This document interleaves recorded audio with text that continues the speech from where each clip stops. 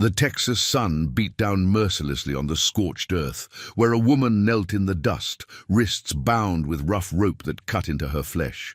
Her eyes, red-rimmed but dry, she'd long since stopped crying, reflected the orange flames consuming. The only home she'd known for 7 years. The men circled her like vultures, laughing as each cherished possession turned to ash. She didn't beg. Sarah Blackwood had learned that begging only fed their cruelty. Before we jump back in, tell us where you're tuning in from, and if this story touches you, make sure you're subscribed, because tomorrow I've saved something extra special for you. Then came the thunder of hooves cresting the ridge behind her. Homestead? Not the expected reinforcements these men had been waiting for. Dark silhouettes appeared against the setting sun, feathered headdresses and raised weapons creating shadows that stretched long across the valley. The laughter stopped. In the sudden silence, Sarah heard only the crackling of flames and her own heartbeat. The Comanche war cry that followed would change everything. April in Texas should have brought gentle rains and wildflowers, but 1848 had delivered nothing but drought and dust. Sarah Blackwood wiped sweat from her brow with a calloused hand and straightened her aching back. The well was running dry, just like her hopes for this season's crops. At 32, she was still strong, lean and weathered by frontier life, but the strain of working the land alone had carved deep lines around her eyes and mouth. "Come on, Boaz," she murmured to the aging plough horse. "Just one more row." The horse nickered softly, as exhausted as she was. 7 years they'd been a team, ever since Tom had brought the colt home as a surprise. Tom, gone 3 years now, taken by the fever that had swept through the settlements that terrible winter. She'd buried him beneath the oak tree that crowned the small rise behind their cabin, the same place they'd once sat together and dreamed of the orchard they'd plant. Dreams. Sarah didn't indulge in those anymore. The distant sound of approaching riders made her freeze. Visitors were rare this far out, 20 miles from the nearest settlement. The nearest neighbors, the Prestons, had abandoned their claim last autumn after the drought began. Sarah reached for the rifle she kept slung across her back whenever. She worked the fields. 5 riders appeared on the road, silhouetted against the harsh sunlight. Not military. Their posture was too loose, too casual. Not Comanche either. Wrong horses, wrong silhouettes. Settlers maybe, or traders. Sarah kept the rifle ready but visible, not aimed. The frontier demanded caution, not hostility. As they drew closer, she recognized the lead rider with a sinking heart. Jeremiah Wade, the cattle baron who'd been pressuring every small landowner in the region to sell. His men had been spotted near her water source last month. Wade had made no secret of his desire to control the entire valley and the creek that fed it. "Afternoon, Mrs. Blackwood," Wade called out, his voice carrying the false warmth of a snake. Oil salesman. He was a broad man with a groomed beard and expensive clothes that seemed out of place on the frontier. "Still working on this pitiful patch of dirt, I see." Sarah didn't respond, just shifted her weight and adjusted her grip on the rifle. The 4 men behind Wade spread out slightly, a subtle movement that sent alarm racing through her veins. "I've come to make my final offer," Wade continued, unperturbed by her silence. $200 for the deed to this land. More than fair, considering. "Considering what?" Sarah finally spoke, her voice rough from disuse. Days could pass without her speaking to anyone but Boaz and her few chickens. "Considering you won't make it through another season," Wade gestured at the struggling crops. "Considering a woman alone has no business holding land that could be put to proper use." Sarah spat in the dust. "My husband and I claimed this land. Legally, we improved it, built on it. The deed is mine and it's not for sale, not to you, not to anyone." Wade's friendly demeanor dropped like a discarded mask. "I've been patient, Mrs. Blackwood, more patient than a stubborn widow deserves. But my patience has limits. So does my tolerance for trespassers. Sarah raised the rifle slightly. This conversation is over. Get off my land. The men behind Wade tensed, hands drifting to their holsters. For a moment, violence hung in the air, palpable as the heat. Then Wade smiled, a cold, calculating smile that chilled Sarah despite the punishing sun. Very well, but remember, I tried to be reasonable. He turned his horse, signaling his men to follow. Some decisions you can't take back, Mrs. Blackwood. Sarah held her position until the riders disappeared over the rise, then sagged against. Boaz, her heart hammering. The encounter had left her shaking, though she'd never have shown such weakness before Wade and his men. Their threats weren't idle. 2 other families had refused to sell, only to face mysterious misfortunes. A barn, fire, poisoned livestock. "Come on, old friend," she whispered to Boaz. "Let's get you cooled down." She led the horse back to the small barn beside her cabin. The structure was rough-hewn but solid, built by Tom's hands in their first year here. The cabin itself was modest. 2 rooms with a stone fireplace, furnishings crafted from local timber. Not much, but it was hers. After settling Boaz, Sarah collected eggs from her remaining chickens and drew water from the well. The bucket came up less than half full, the water level lower than yesterday. She'd have to dig deeper soon if the summer rains didn't come. Inside the cabin, she placed the eggs in a basket and poured herself a small measure of precious water. The silence pressed in around her. Sometimes, in moments like this, she'd catch herself listening for Tom's footsteps, his laughter. 3 years wasn't enough to break the habit of expecting him. As dusk approached, Sarah lit a single candle to conserve her supplies and began darning one of her 2 work dresses. Through the open window came the familiar sounds of nightfall. Crickets, the soft hoot of an owl, the rustling of wind through dry grass. Then another sound, the unmistakable snort of horses being held quiet. Sarah blew out the candle and reached for her rifle, moving silently to the window. In the fading light, she could make out figures moving toward the barn.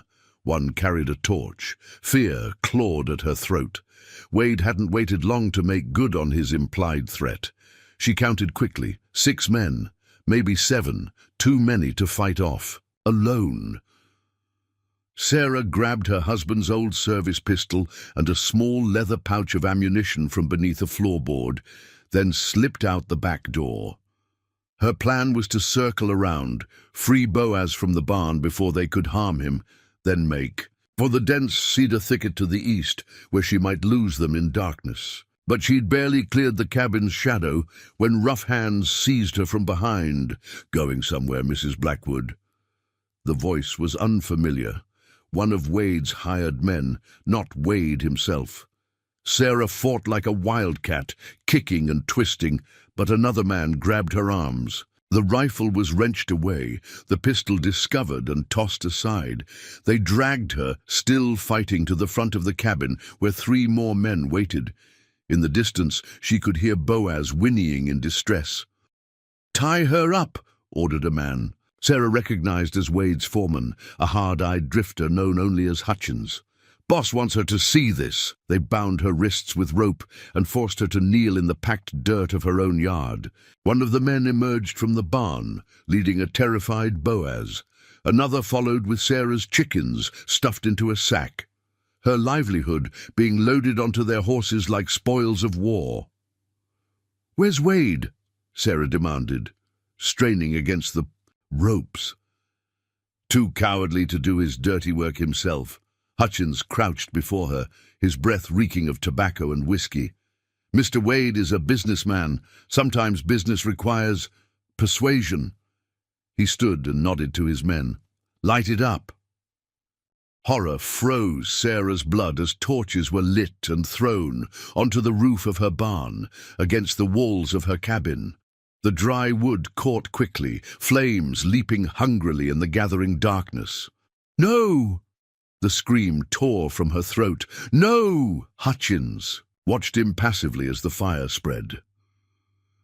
Mr. Wade's offer still stands. $200 for your signature on a deed. Otherwise, you've got nothing left. Sarah's home, the home she'd built with Tom, where she'd nursed him in his final days, where every beam and board held memories, transformed into a pyre before her eyes. The heat singed her skin, smoke stinging her eyes until tears streamed down her face. But it wasn't surrender that filled her heart as she knelt there in the dirt. It was rage, pure, clarifying rage that burned hotter than the flames consuming. Her life's work. "I will never sign," she said, voice steady despite the tears. "Never." The men laughed. Hutchins shrugged. "Have it your way.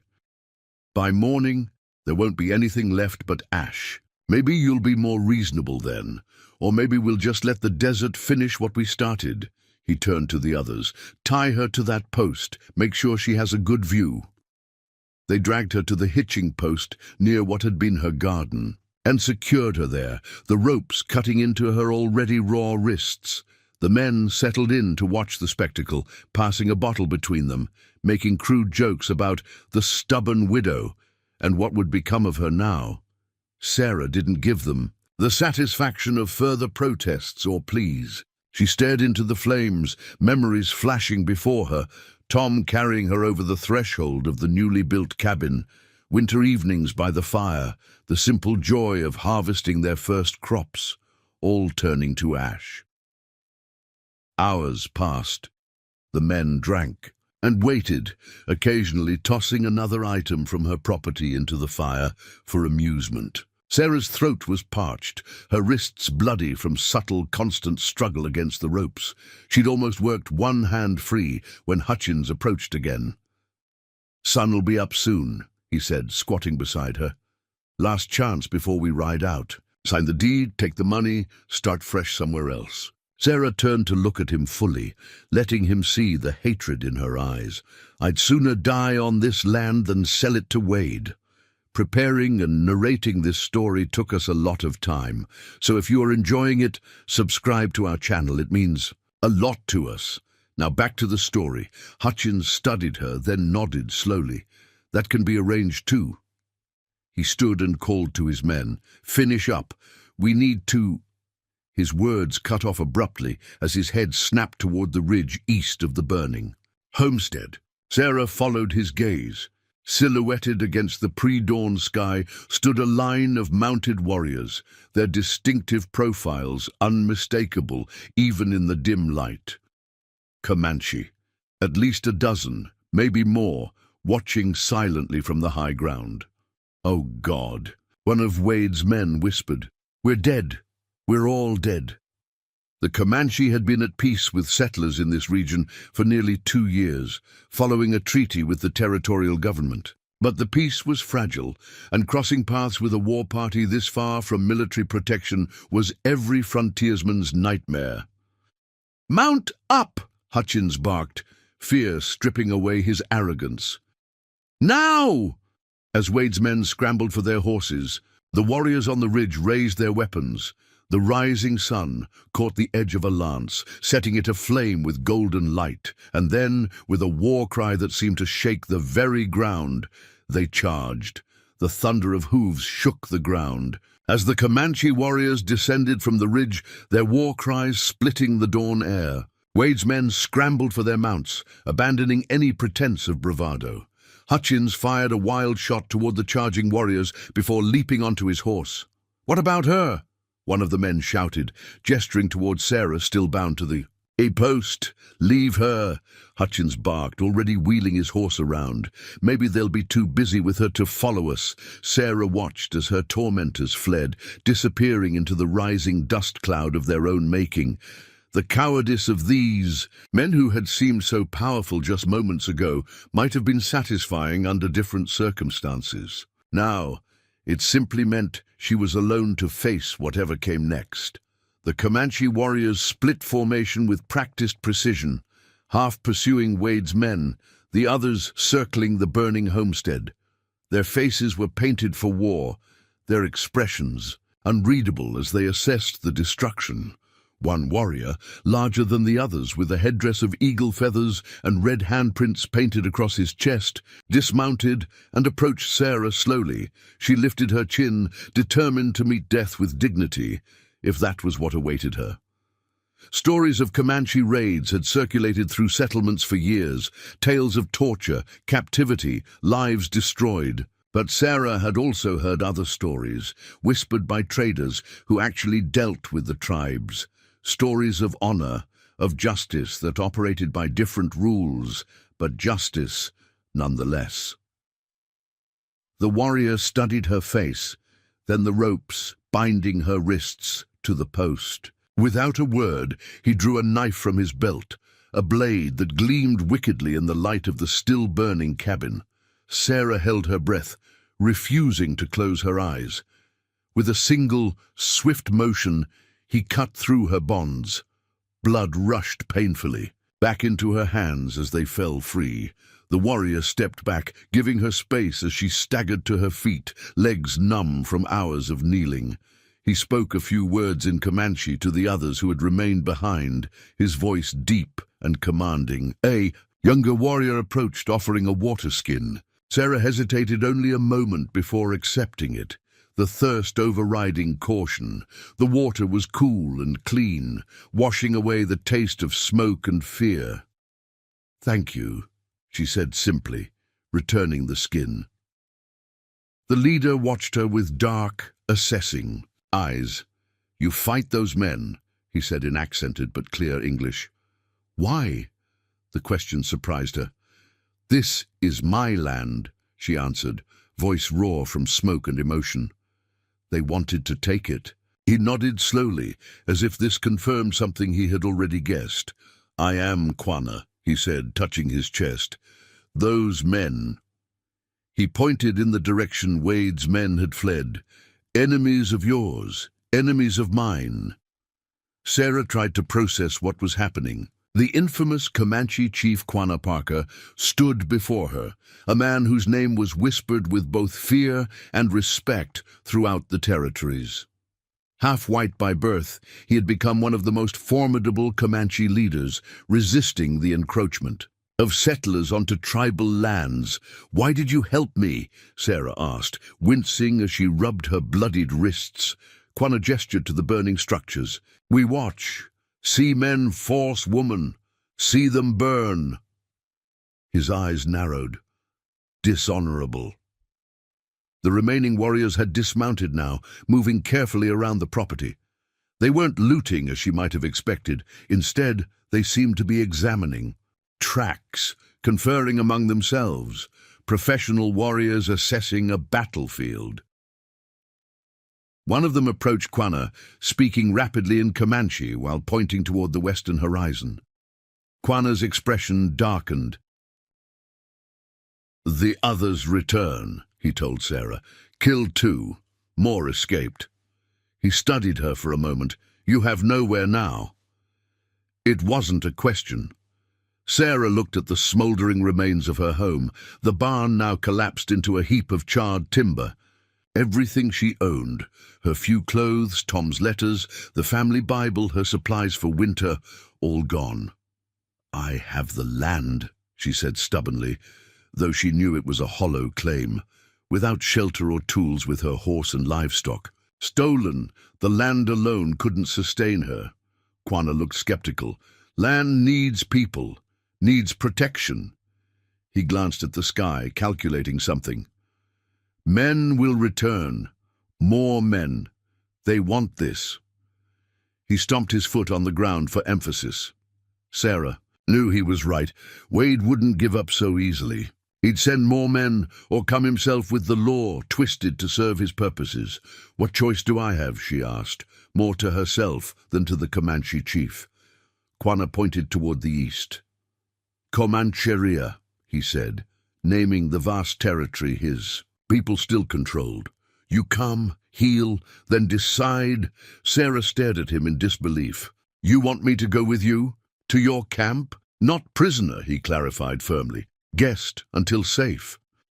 The offer was unexpected, almost unthinkable. White settlers didn't willingly enter Comanche territory, especially not women alone. But the alternative was equally impossible. Staying here meant certain death, whether quick at the hands of Wade's men or slow from exposure and starvation. The decision was interrupted by a warning call from one of the warriors who had been scouting the perimeter. He pointed toward the road, where a cloud of dust signaled approaching riders. "Wade," Sarah said, dread settling in her stomach. "He's coming to finish what his men started." Quanah's expression hardened. He barked orders to his warriors, who immediately mounted their horses. One rider brought forward an extra horse, a paint mare with intelligent eyes. "Decide now," Quanah said urgently. "Stay for death or ride for life." Sarah looked once more at the ruins of her home, at the grave on the hilltop where Tom rested. Everything that had defined her life was here. But Tom wouldn't want her to die defending ashes. "I'll ride," she said. A young warrior helped her mount. The paint mare, showing her where to hold the simple hackamore that served as a bridle. Sarah hadn't ridden bareback since childhood, but her body remembered the balance required. The warriors formed up around her, not as captors, but as escorts. Quanah raised his hand, signaling their departure. As they crested the ridge, the Comanche had first appeared on, Sarah allowed herself one backward glance. In the distance, she could see riders approaching her property, at least a dozen men, Wade himself likely among them. They would find nothing but smoking ruins and tracks leading eastward. Sarah wondered what story Wade would tell in town, that Comanche had attacked a helpless widow, perhaps. The irony wasn't lost on her. The terrain changed as they rode east, rocky hillsides giving way to rolling plains dotted with mesquite and scrub oak. The Comanche warriors moved with the effortless coordination of men who had spent lifetimes on horseback, occasionally sending scouts ahead or to the flanks, maintaining a vigilant watch. Sarah's initial terror gradually gave way to exhaustion. She hadn't slept in over a day, had been bound for hours, and now was riding harder and farther than she had in years. Only stubborn determination kept her upright on the horse. Quanah noticed. He called a halt beside a small creek around midday, allowing the horses to drink while the warriors took turns watching their back trail. A young warrior offered Sarah pemmican, dried meat pounded with berries into a dense, nutritious cake. The unfamiliar food was tough, but sustaining. "Thank you," she said, using the phrase she'd heard traders use, "Ura." The young warrior looked surprised, then nodded with approval. "Ura," he repeated, pointing to himself. "Tosh away." "Sarah," she replied, tapping her own chest. Before they could exchange more words, Quanah approached. He crouched beside Sarah, offering a small container of what proved to be a pungent salve. He gestured toward her wrists, which were raw and crusted with dried blood. "Medicine," he explained. "Stop pain, stop sickness." Sarah hesitated only briefly before extending her arms. Quanah applied the salve with surprising gentleness, his calloused warrior's hands careful with her wounds. The balm stung initially, then began to numb the worst of the pain. "Why help me?" she asked again, needing to understand. "I'm a settler, your enemy." Quanah finished bandaging her wrists with strips of clean buckskin before answering. "My mother," he said finally, "was like you, white woman, taken by Comanche." His eyes met hers, filled with a complexity she couldn't fully decipher. "She become Comanche, become my mother." Sarah knew the story. Most settlers did. Cynthia Ann Parker, captured as a child, had grown up among the Comanche, married a chief, and borne him children, including Quanah. Years later, Texas Rangers had rescued her, bringing her back to white society against her will. She had died of a broken heart, starving herself after being separated from her Comanche children. "I'm sorry," Sarah said, understanding better. "Now, about what happened to her."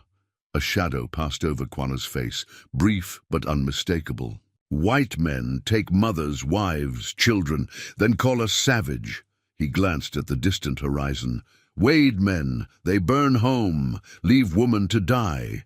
Who is savage? The question hung between them, requiring no answer. Sarah looked down at her bandaged wrists, then at the warriors who had saved her. Everything she'd been taught about the Comanche clashed with what she was experiencing. These men could have killed her or left her to Wade's mercy. Instead, they had cut her bonds and offered protection. "My husband," she said hesitantly. "Tom. He traded with Comanche hunters sometimes. He said you were fair men if treated with respect." She hadn't understood then, had feared for Tom's safety every time he mentioned these encounters. He was right. Quanah studied her, seeming to weigh her sincerity. "Your husband, he had good eyes, saw truth." He gestured toward the horizon. "Many settlers see only what they fear." Sarah thought of the conversations in town, the warnings about bloodthirsty savages waiting to attack innocent settlers. She thought of Wade and his men, who called themselves civilized while burning.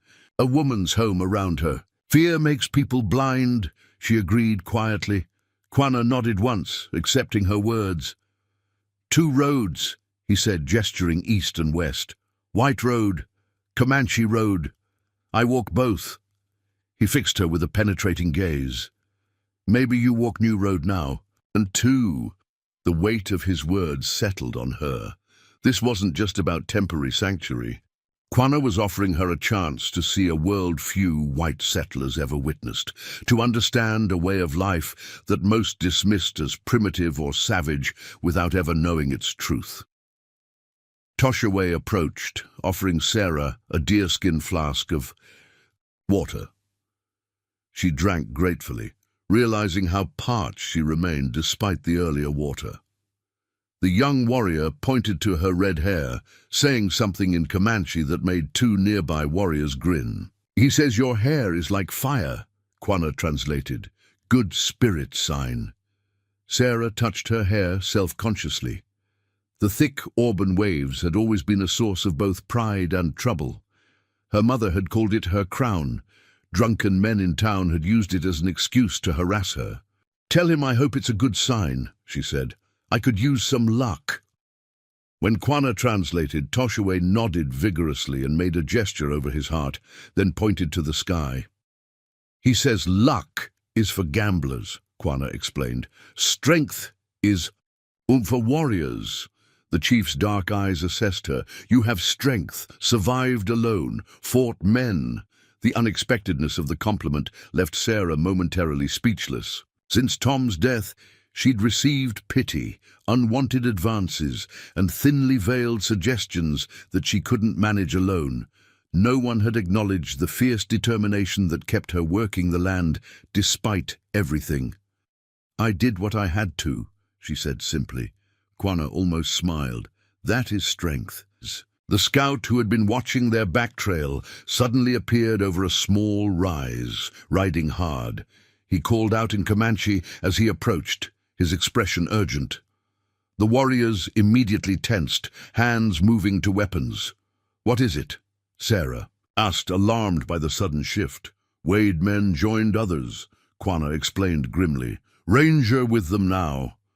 Sarah's stomach dropped. The Texas Rangers were a force to be reckoned with, skilled trackers and fighters who wouldn't hesitate to pursue a war party they believed had kidnapped a white woman. "They'll think you took me," she realized aloud. "They won't understand I chose to come." "Truth matters little," Quanah said, his voice hard with experience. "They hunt, we run, or we fight." He glanced at her.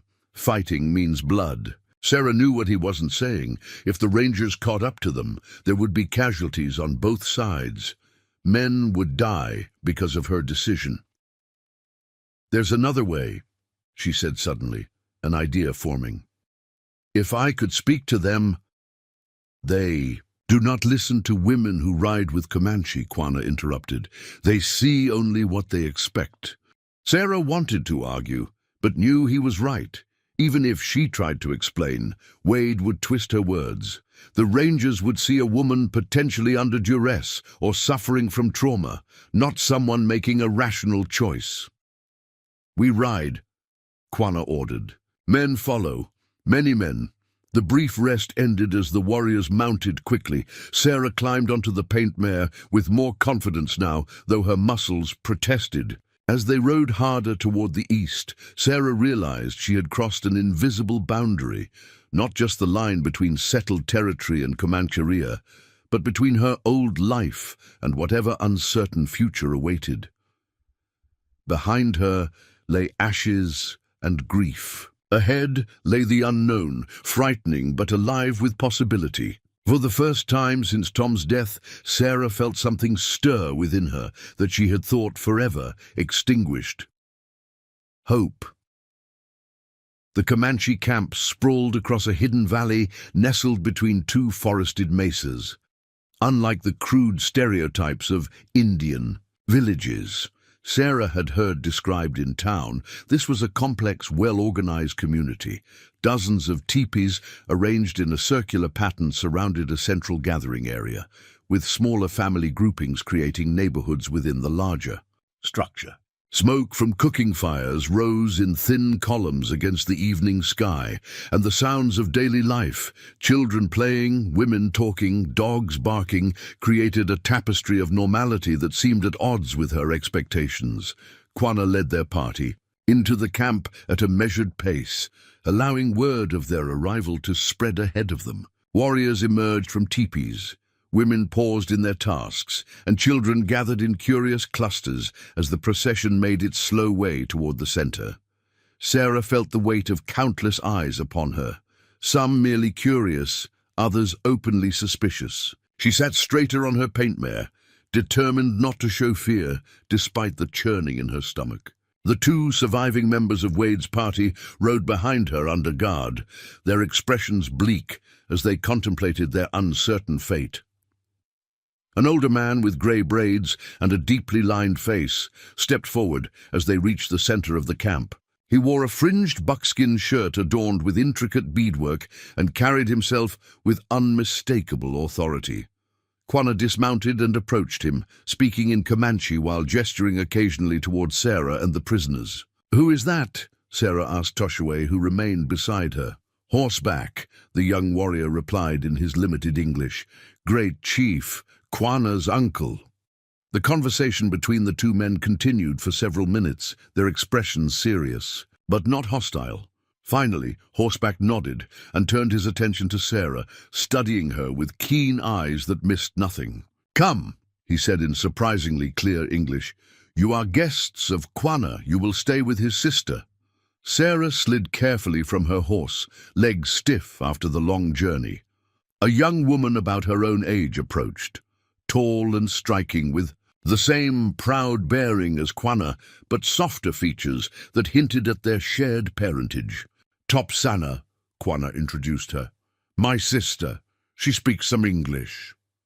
Topsana's dark eyes held none of the suspicion Sarah had seen in others. Instead, there was a quiet assessment and perhaps a glint of curiosity. "Come," she said simply, gesturing for Sarah to follow. Before Sarah could move, Horseback stepped forward. "Your name?" he asked directly. "Sarah Blackwood," she replied, meeting his gaze steadily. The elder chief nodded once. "Sarah Blackwood," he repeated, giving each syllable equal weight. "You are under the protection of Quanah's band. No harm will come to you here." He glanced at the assembled crowd. "But you are not free to leave. Not yet." Sarah understood. She was safe, but also a potential hostage if negotiations with settlers became necessary. Her status was ambiguous, neither prisoner nor truly free. "I understand," she said. "Thank you for your hospitality." Something like approval flickered in Horseback's eyes. He turned away, speaking to the warriors about the disposition of the actual prisoners. Sarah followed Topsana through the crowd, acutely aware of the whispers that followed them. Topsana led her to a well-maintained teepee near the edge of the central circle. "My home," she explained, holding open the flap. "Now yours too." Inside, the teepee was surprisingly spacious and comfortable. Buffalo robes covered the packed earth floor, and personal belongings were neatly arranged around the edges. A small fire pit occupied the center, currently unlit in the warmth of the day. Bundles of herbs hung from the supporting poles, filling the space with subtle, pleasant aromas. "You sleep here," Topsana indicated a pile of soft furs on one side of the tipi. "I will bring water. You wash." Left alone, Sarah sank gratefully onto the furs, the exhaustion of the past 2 days catching up with her at once. Her dress was filthy, torn in places and stained with smoke, blood and trail dust. Her hair hung in tangled knots around her face, and her skin felt gritty with dried sweat. She hadn't seen a mirror, but imagined she looked as wild as any of the warriors who had escorted her. Topsana returned with a clay basin of water, a small cake of soap made from yucca root, and a bundle of fabric. "Wash," she repeated, "then rest. Many questions tomorrow." The simple kindness brought unexpected tears to Sarah's eyes. "Thank you," she managed. "You're very kind to a stranger." Topsana paused at the teepee entrance. "Not a stranger," she said, softly. "Quanah says you have a fire spirit, like our mother." With that, she disappeared outside, leaving Sarah to her ablutions. The cool water was blissful against Sarah's skin as she scrubbed away the grime of her journey. The soap smelled of herbs and fat, different from the lye soap she was accustomed to, but effective. When she was as clean as possible without a proper bath, she examined the bundle Topsana had left. It contained a simple dress of soft deerskin, decorated with subtle quill work around the neckline, and a pair of moccasins. The clothing was well worn but clean, clearly one of Topsana's own garments offered for her use. Sarah hesitated only briefly before removing her ruined dress and slipping into the deerskin one. It fit well enough, though it was slightly long. For her shorter frame, exhaustion pulled at her like quicksand. Sarah arranged her hair as best she could without a comb, then stretched out on the furs. Despite the strangeness of her surroundings and the uncertainty of her future, sleep claimed her almost instantly. She woke to the sounds of the camp coming alive with morning activities. For a moment, disorientation gripped her, the familiar walls of her cabin replaced by the curved surface of the tipi, the smell of coffee and wood smoke replaced by leather and herbs. Then memory returned in a rush. The burning homestead, the desperate flight, the hidden canyon, and finally this Comanche camp. Topsana entered the tipi carrying a wooden bowl filled with a steaming porridge of some kind and a water skin. She nodded approvingly at Sarah in the deerskin dress. "Good. Old clothes are bad memories," she said, offering the bowl. "Eat. Council meets after sunrise. You must speak." Sarah accepted the food, a mixture of ground corn, dried berries and nuts, cooked to a thick consistency. It was bland but filling, and she realized how hungry she was. "Council?" she asked between bites. "Elders, chiefs, decide about you, about white prisoners." Topsana sat cross-legged across from her, watching her eat. "Quanah speaks for you, but you must also speak the truth." Sarah nodded her understanding. "Will they believe me, a white woman?" Topsana considered the question seriously. Some yes, some no. She touched the quill work on the dress Sarah wore. "My mother made this. She was white woman too, before becoming Comanche." Sarah remembered what Quanah had told her about their mother, Cynthia Ann Parker, captured as a child and later forcibly rescued by Texas Rangers. "Do you remember her?" A shadow passed over Topsana's face. "Little. I was young when white soldiers took her away." Her fingers traced the pattern on the dress almost reverently. "She taught me this work, said white women use needles in different ways, but both make beauty. The connection between them, both women caught between worlds, seemed to strengthen. In that moment, Topsana might not fully trust her yet, but she saw in Sarah an echo of her lost mother. "I never knew my mother," Sarah offered hesitantly. "She died when I was very young." Topsana nodded. "Many mothers lost. White sickness, Indian wars, hard country for women. She rose gracefully. Come, we wash in the stream before the council, then I fix my hair the proper way. Sarah followed Topsana through the camp, still, drawing curious stares, though less openly hostile than the previous evening. Children peeked from behind their mothers, some daring to wave or smile, before being hushed by watchful adults.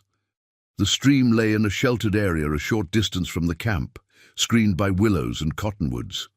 Several women were already, and there, some washing clothes, others bathing young children. Their conversation stopped abruptly when Sarah appeared. Topsana spoke rapidly in Comanche, her tone firm but not angry. The women listened, occasionally glancing at Sarah with expressions ranging from skepticism to curiosity. Finally, one older woman with silver-streaked braids nodded and said something that made the others return to their tasks, though with occasional watchful glances toward the newcomer. "What did you tell them?" Sarah asked quietly as they moved to a secluded bend in the stream. "That you are under Quana's protection. That you fight Wade men who burn homes like white soldiers burned our villages." Topsana began unbraiding her long black hair. "That you are not an enemy unless we make you one." The pragmatic assessment was oddly comforting. Sarah followed Topsana's example, removing the deerskin dress and wading into the cool water in her undergarments. The stream was shallow but clear, the bottom sandy and pleasant against her feet. Topsana showed her how to use a particular plant root to clean her hair, working it into a lather that removed the last traces of smoke and dust. The simple act of bathing, a normal, everyday ritual, helped settle Sarah's nerves about the coming council. As they dressed afterward, Topsana produced a carved bone comb and began working it gently through Sarah's auburn hair, untangling the knots with surprising patience. "Your hair is an unusual color," she observed, "like autumn leaves, like sunset." Her fingers worked deftly, separating the thick strands. "Good medicine color." "It caused me trouble sometimes," Sarah admitted. "People notice it." Topsana nodded, understanding. To be noticed is dangerous sometimes, but also powerful. She began braiding Sarah's hair in the Comanche style, 2 long plaits secured with narrow strips of leather. "Now you look less like a scared settler wife, more like a woman who chooses her path." When they returned to the camp, preparations for the council were underway.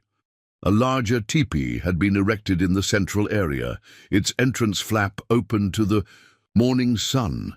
Old men and respected warriors gathered in small groups, their manner serious as they discussed the matter at hand. Quana approached as Sarah and Topsana neared the council teepee. He nodded approval at Sarah's transformed appearance. "Good, you look strong now." He studied her face. "Are you afraid?" Sarah considered lying, then decided against it. "Yes, but not of your people. I fear what happens when more settlers come looking for me. For the men who followed us." Quana's expression remained impassive, but something like respect flickered in his eyes. "Truth is a good weapon in council. Use it well." He gestured toward the teepee entrance. "They wait now." Inside, a circle of Comanche leaders sat on buffalo robes around a small central fire. Horseback occupied the position directly, opposite the entrance, with other elders and war chiefs arranged according to some hierarchy Sarah didn't understand. Quana guided her to a place within the circle, then took his own position to the right of Horseback.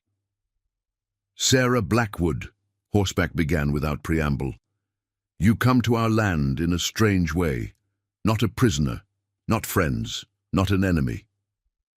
His piercing gaze fixed on her face.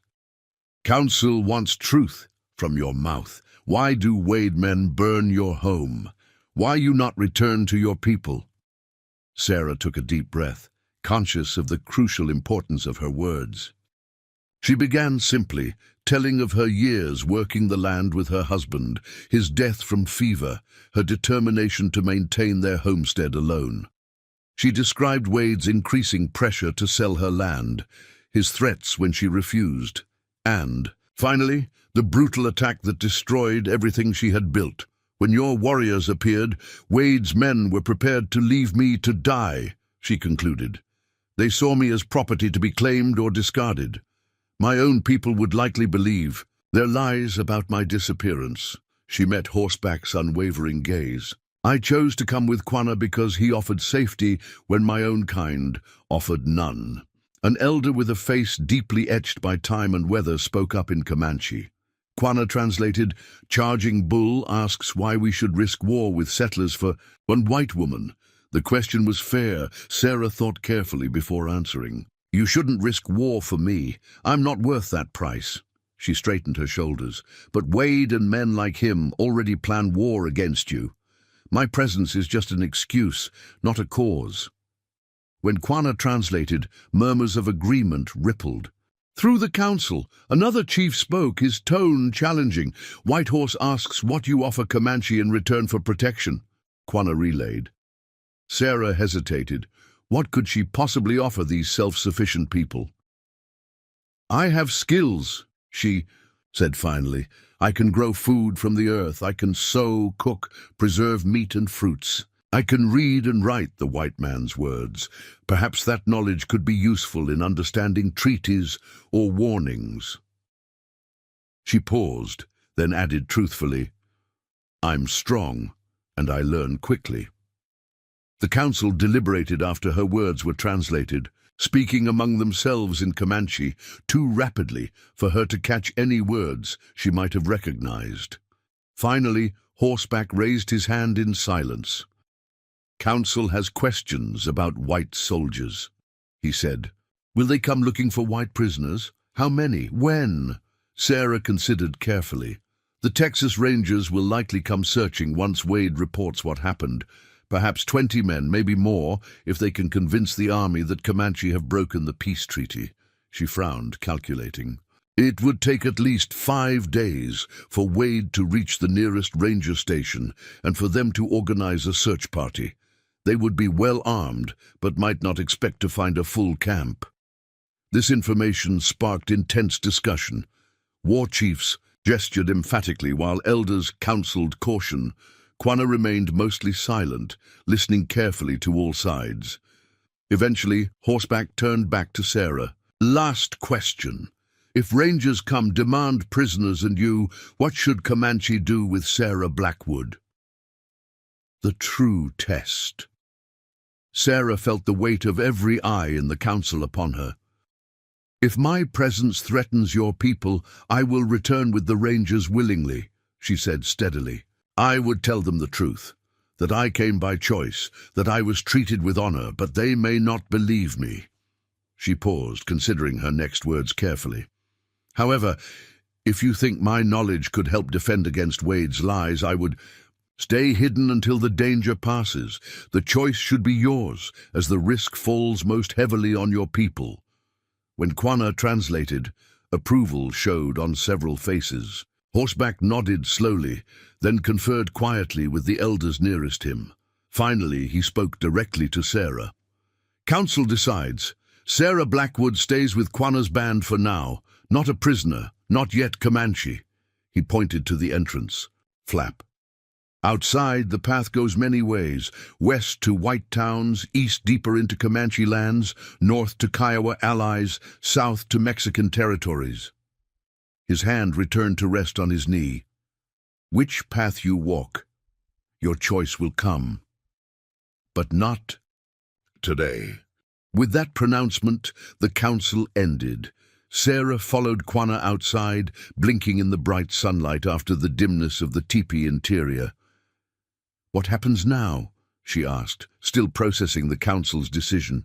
"Now you learn," Quanah said simply. "Learn our ways.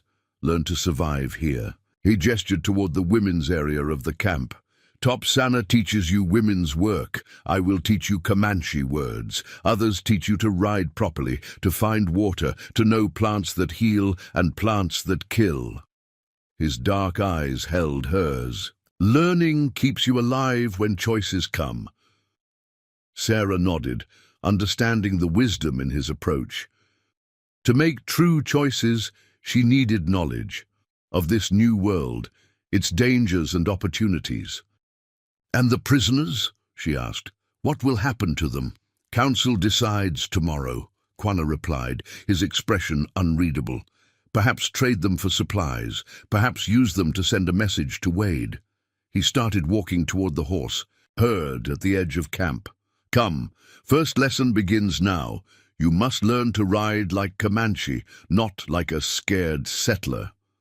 Sarah followed, aware that her education in this new world was just beginning. Behind her lay ashes and unanswered questions. Ahead lay a path of learning and adaptation. For the first time since watching her home burn, she felt the stirring of possibility, not just for survival, but for renewal. The days that followed blurred together in a haze of new experiences. True to his word, Quanah began Sarah's education. Immediately, starting with horsemanship. The Comanche were renowned across the frontier as the finest horsemen in North America, capable of feats that seemed impossible to outsiders. "Settler rides on horse," Quanah explained as they stood beside her paint mare. "Comanche becomes one with horses." He demonstrated the difference, mounting his own stallion with a fluid leap that used no stirrups or saddle. The horse responded to subtle shifts in his weight and pressure from his knees, turning and stopping with barely perceptible commands. Sarah's first attempts at bareback riding ended with her in the dust, much to the amusement of the children, who gathered to watch. But she persisted, ignoring bruised dignity and sore muscles. By the fifth day, she could stay mounted through a slow trot, her body gradually learning the rhythm and balance required. "Good," Quanah acknowledged, when she completed a circuit of the practice area without falling. Not Comanche yet, but no longer a settler who bounces like a sack of corn. Coming from the stoic chief, this qualified as high praise. Sarah found herself unexpectedly pleased by his approval. Afternoons were spent with Topsana and the other women, learning the daily tasks that kept the camp functioning. Sarah discovered that her frontier skills, while valuable, were often executed differently here. The women showed her how to scrape and tan hides using the Comanche method, which produced softer, more supple leather than she had ever achieved. "Pull with grain," instructed Stan's tall woman, an elder who had taken a particular interest in teaching Sarah. "Not against. Let's hide and tell you which way." Food preparation presented similar challenges. Sarah knew how to cook and preserve meat, but Comanche techniques for smoking and drying produced more flavorful results that lasted longer, without salt, which was precious and scarce. She learned to identify edible plants that had been all around her homestead, but that she had never recognized as food. Purslane, lamb's quarters, and wild onions that added variety to the diet. "Your people starve with food growing at their feet," Stan's tall woman observed one day as they gathered wild plums. "See only what they plant themselves." The observation struck Sarah as profoundly true. How much had she missed by seeing the land only through the lens of what she already knew? Evenings brought language lessons around the fire. Sarah's tongue struggled with Comanche pronunciations at first, but she persisted, knowing that communication was essential to true understanding. She began with practical words, names for common objects, basic actions, simple phrases for daily needs. "Ura," she would repeat. "Thank you." "Ha," for yes. "Ki," for no. "Numunu," the word the Comanche called themselves, meaning simply the people. The children proved to be her best teachers, less self-conscious than adults about correcting her and more patient with repetition. 8-year-old Little Feather took particular delight in teaching her the names of animals, making Sarah repeat the sounds until she matched his pronunciation exactly.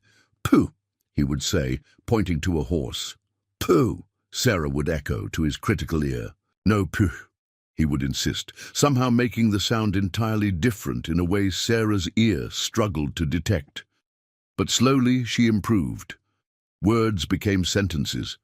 Gestures became unnecessary for basic communication. The strange sounds began to form patterns she could recognize and reproduce.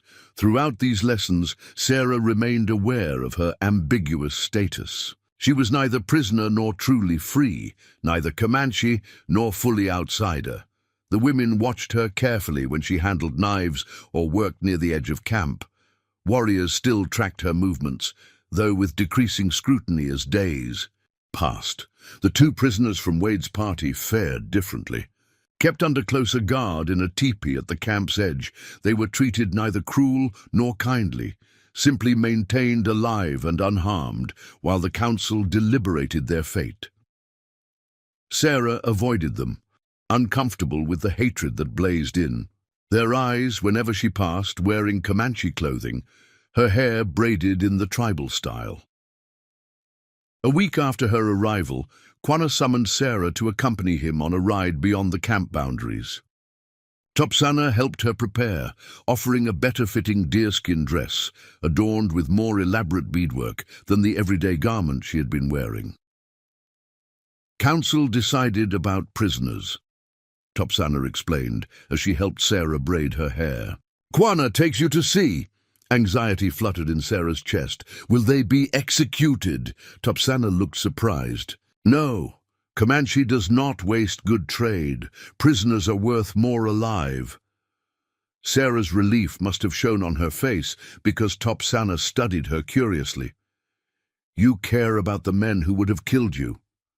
Not exactly, Sarah tried to explain, but more death. It solves nothing. Creates more hatred, more reasons for revenge. Topsana considered this, then nodded slowly. My mother said similar things. Said circle of vengeance has no end. A shadow crossed her face, but vengeance found her anyway.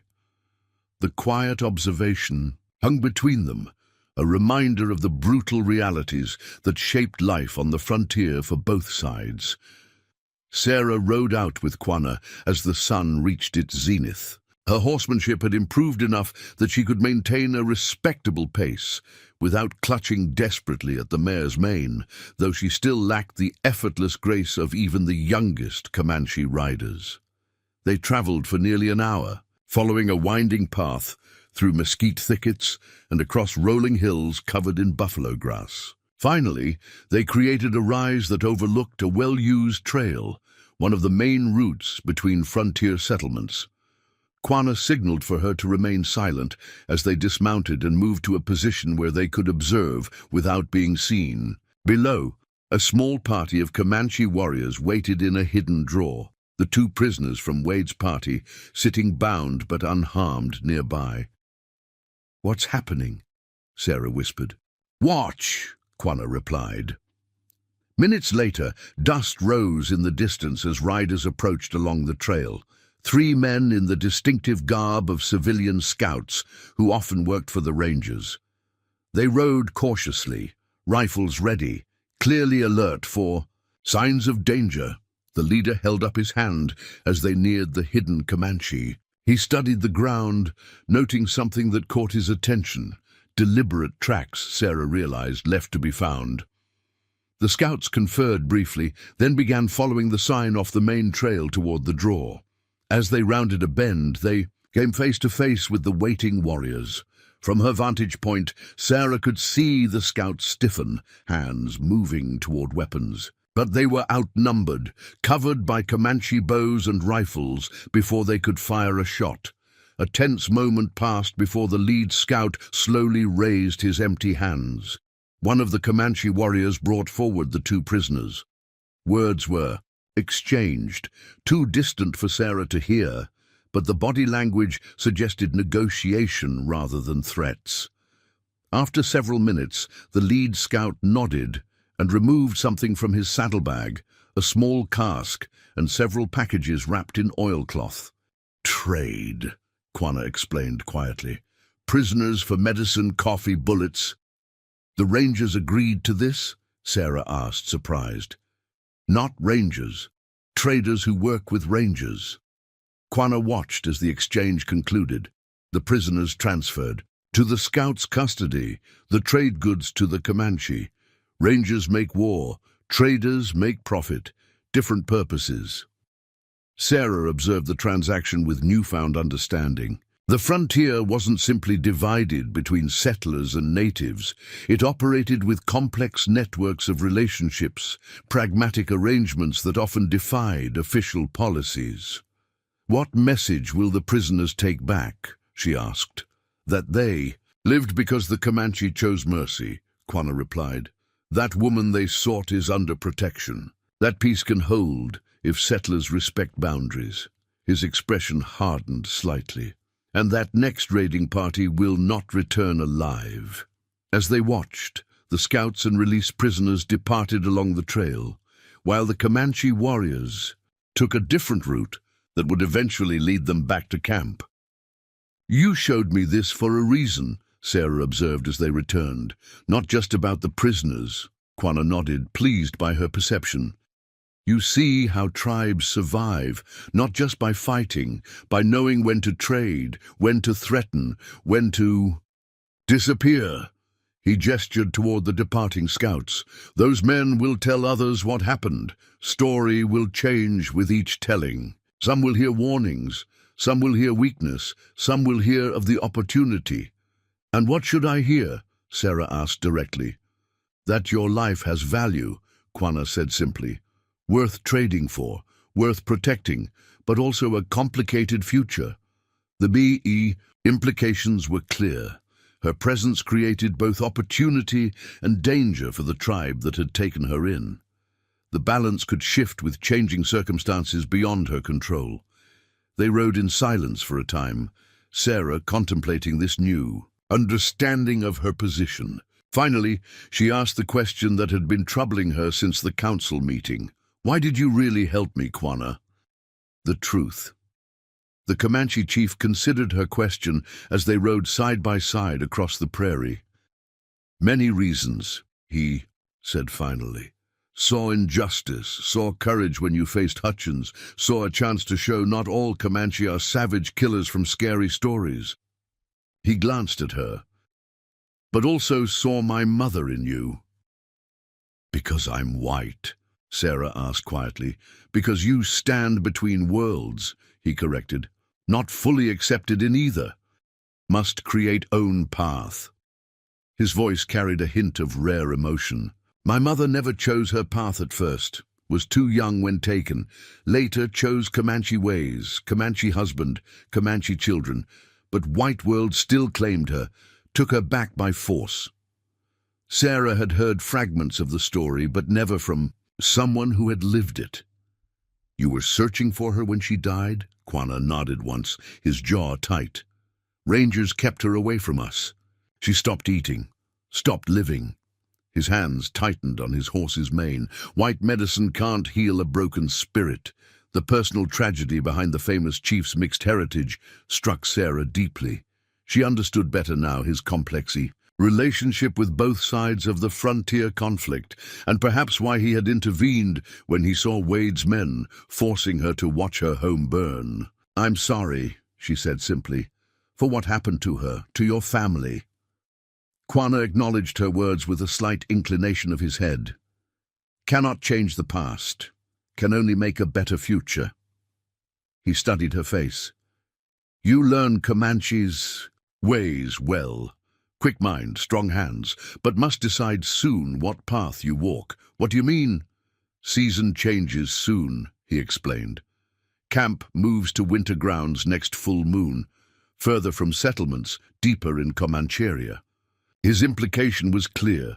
The deeper she went with the tribe, the harder any return to white society would become.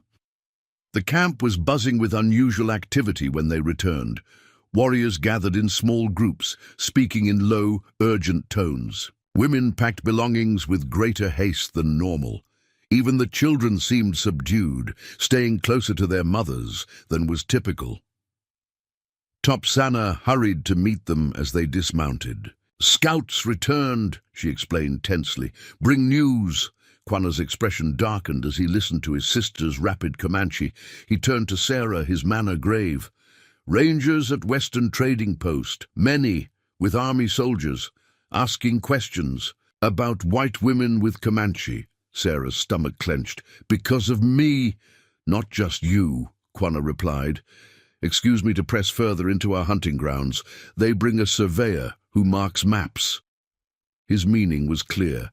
The search for Sarah was being used to justify military exploration of Comanche territory. What will you do? She asked. Council meets now. I must go. He paused, then added, decision time comes sooner than expected for all of us. As Quanah strode toward the council teepee, Topsana led Sarah back to their shared dwelling. Inside, Sarah noticed that many of Topsana's belongings had already been packed into parfleche containers, the rawhide boxes used for transporting household goods during camp moves. Will we leave soon? Sarah asked. Topsana nodded, continuing to organize her possessions efficiently. Must reach winter grounds before soldiers follow. It's too dangerous here now. Sarah sat on her sleeping furs, the implications washing over her. If she remained with the Comanche as they moved to their winter camp, she would be committing to a deeper separation from white society, possibly a permanent one.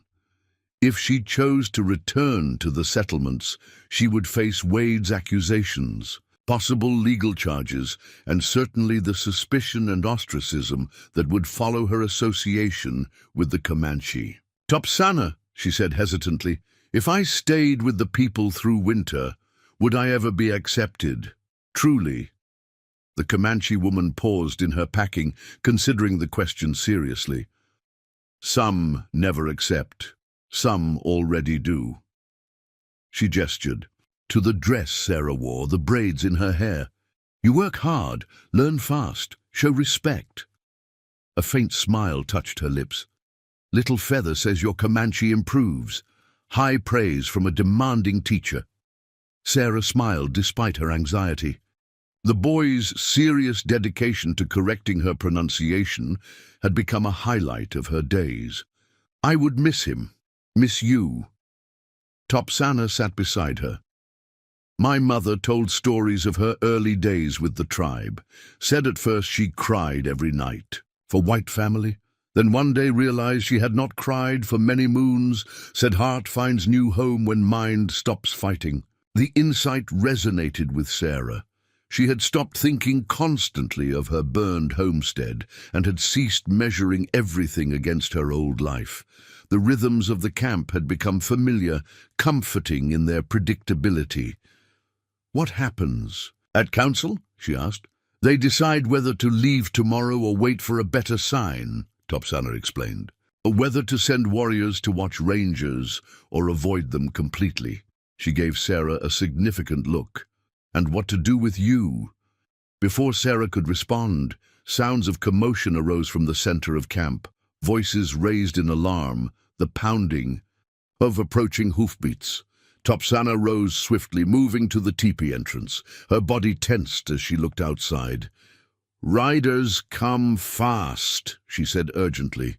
From the south, not our hunting party. Sarah joined her at the entrance. In the fading evening light, she could see warriors rushing to defensive positions while women gathered children and moved them toward the back of the camp. A sentry on a nearby rise was making rapid hand signals to those below. What's happening? Sarah asked, heart racing. Topsana's expression was grim. Raiders. Maybe Tonkawa or Wichita scouts working for the army. She grabbed Sarah's arm. Come, not safe here at the edge of camp. They hurried toward the center of the village where other women and children were gathering in the largest teepee. As they crossed the open ground, Sarah caught sight of riders cresting the ridge to the south, perhaps a dozen men moving fast, silhouetted against the sunset sky. Quanah emerged from the council teepee, immediately taking charge of the camp's defense.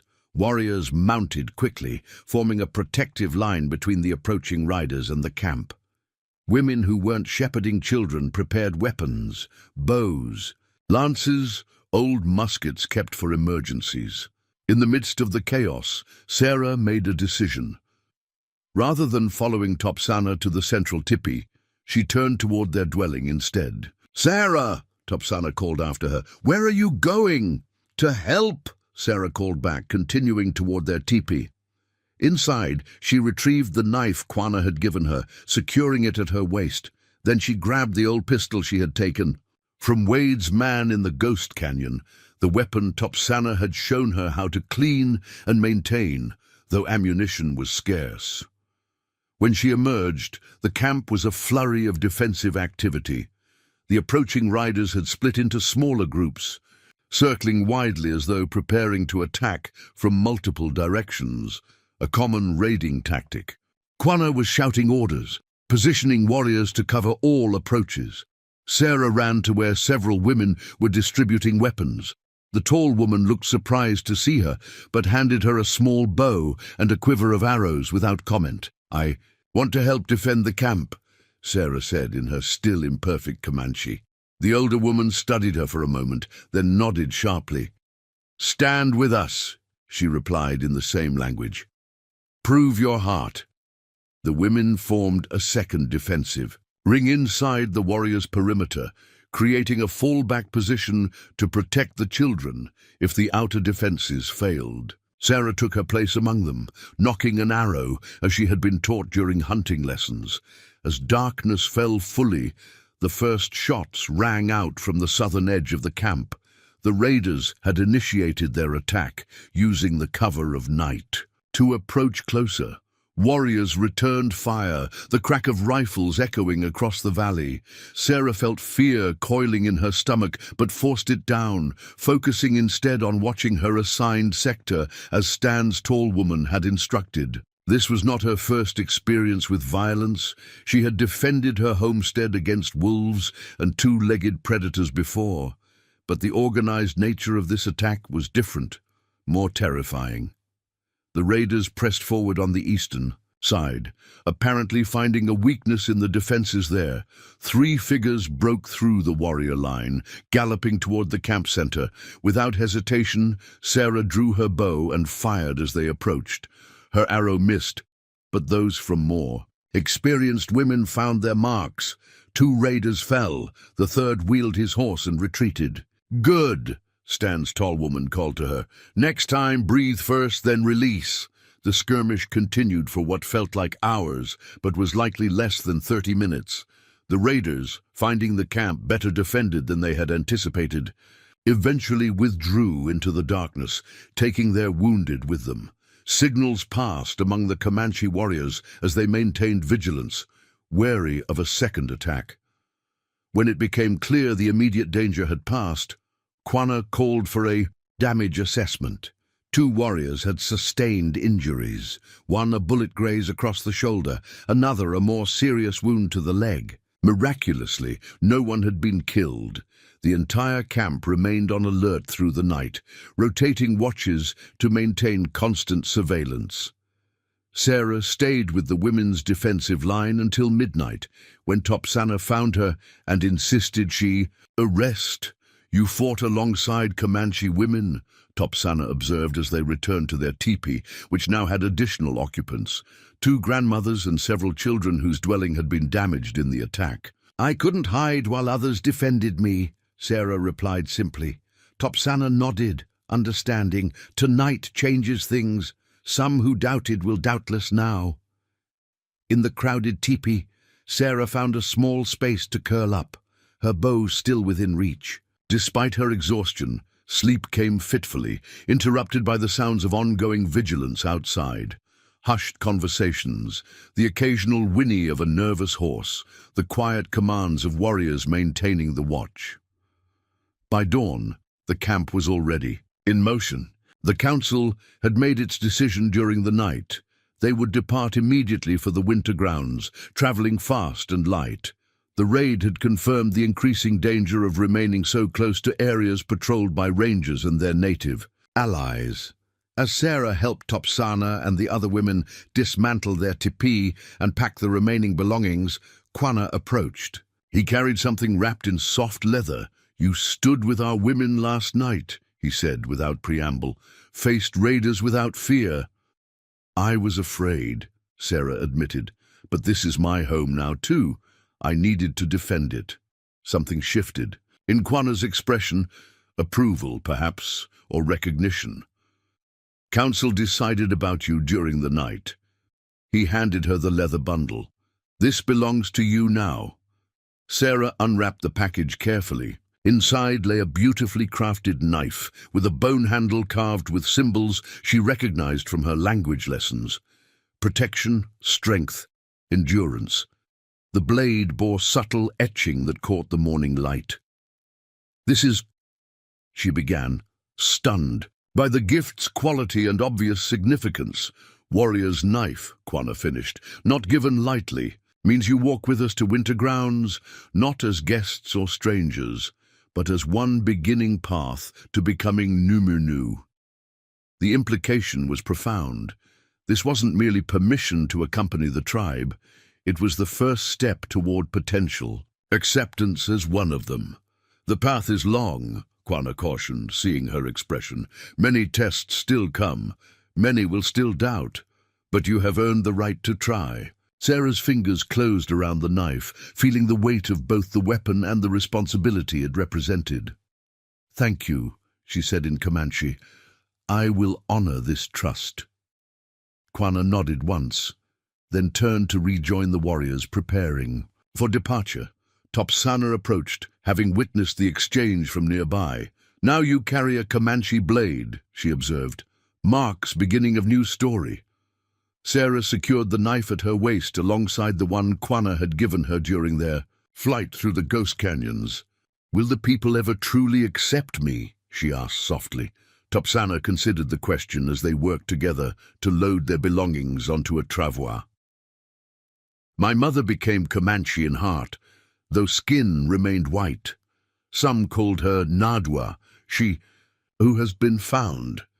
She gave Sarah a measured look. "Perhaps one day they will find a name for you too." Within hours, the entire camp had been dismantled, loaded onto horses and travois, leaving little evidence of their presence beyond fire circles and trampled grass. As the people moved out in a long column heading northeast toward their traditional winter grounds, Sarah rode not at the edges of the group as before, but among the women and warriors of Quana's band. Behind her lay the burning home that had marked the end of one life. Ahead lay an uncertain future among people who had been strangers, but were slowly becoming something else. Maybe not yet family, but no longer enemies. As they crossed a rise that would take them out of sight of the abandoned campsite, Sarah glanced back one final time. In the distance, dust clouds marked the approach of riders from the west. Rangers, perhaps, or army scouts following reports of the previous night's skirmish. They were too late. By the time they reached the site, the Comanche would be miles away, moving through lands the white men had not yet mapped. Wilderness that remained free for at least one more season. Sarah turned her face forward, focusing on the path ahead as the paint mare carried her deeper into Comancheria. The knife at her waist was a constant reminder of her choice, not just to flee what was behind, but to move purposefully toward what awaited. The journey to the winter grounds lasted 6 days, following ancient paths known only to the Comanche. They traveled through landscapes Sarah had never imagined existed in Texas. Hidden valleys carved by long-vanished rivers, forests of stunted oak that clung to rocky slopes, vast grasslands where pronghorn antelope bounded away at their approach. Each night they made camp in different locations, always with sentries posted and horses kept close. By the 3rd day, Sarah's body had adjusted to the rhythm of travel.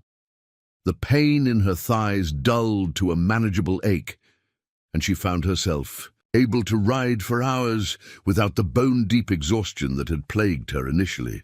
Topsana noticed the change with approval. "You sit horse better now," she observed as they dismounted at the evening camp.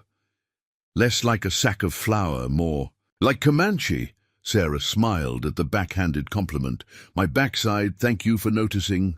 Their destination revealed itself on the 7th morning, a sheltered basin nestled between low mountains with a clear stream running through its center. Ancient cottonwoods and willows lined the watercourse, providing both shelter and building materials. The basin's natural contours created protection from winter winds while capturing the southern sun's warmth. Mahueto, Topsana named it, hidden water place. The camp sprang to life with practiced efficiency as families claimed traditional locations and began erecting winter lodges.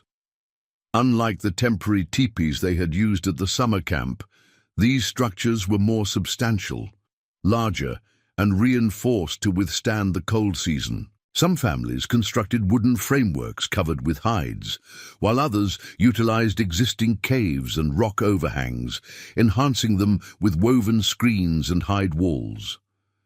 Quana's band settled in a prime location near the center of the basin. Sarah helped Topsana and the other women construct their winter dwelling, a spacious lodge built against a natural rock wall that would reflect the heat of their fire through cold nights. "More room here than summer camp," Topsana explained as they worked. "Stay longer in one place during winter moon times." The next weeks passed in a blur of activity as the entire community prepared for the coming cold. Hunting parties brought deer, elk, and even a few buffalo from a small herd they encountered on the plains beyond the basin. The meat was carefully preserved. Some smoked, some dried into pemmican, some stored in underground caches where the cool earth would keep it from spoiling. Sarah found her role expanding as her skills proved valuable. Her knowledge of preserving roots merged with Comanche techniques to create efficient methods of storing the abundant wild berries, plums, and persimmons they gathered. Her experience with vegetable gardening translated to identifying and collecting wild plant foods that others might have overlooked. "You have good eyes for growing things," stands tall. Woman commented one day as they dug wild onions and prairie turnips. "See what others miss." The old woman had become something of a mentor to Sarah, teaching her medicines and crafts with gruff patience. Under her guidance, Sarah learned to identify healing plants, to prepare poultices and teas for various ailments, to weave watertight baskets from reeds and grasses. Winter arrived subtly at first. Cooler nights, changing leaves, geese flying. Overhead, in V formations. Then came the first frost, glistening on the grass one morning, gone by midday, but a harbinger of what approached. The people's preparations intensified.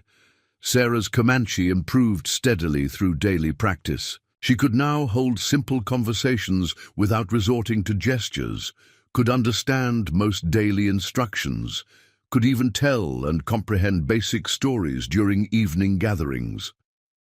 Little Feather continued his role as her most demanding teacher, but now other children joined him, competing to teach the white woman new words and phrases.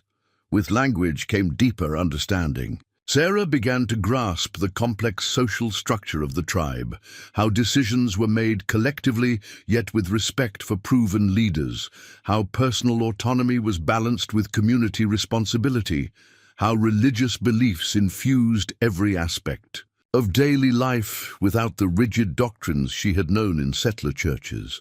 During this period of relative peace, it was sometimes possible to forget the dangers that had driven them to this hidden place. But reminders came regularly. Reports from scouts who maintained surveillance of the territories they had abandoned, news brought by occasional traders from other tribes, warnings in the form of distant smoke signals visible from the basin's rim. 2 months after their arrival at the winter grounds, those dangers suddenly intensified. The alarm came at dawn, 3 fast riders approaching from the southeast, pushing their horses hard despite the treacherous terrain. The camp mobilized instantly, warriors forming defensive positions while women gathered children into protected central areas. Sarah joined Topsana and Stan's tall woman, helping to distribute weapons and prepare emergency provisions in case evacuation became necessary. Quana met the riders at the basin's entrance. Sarah watched from a distance as he conversed intensely with the lead horseman.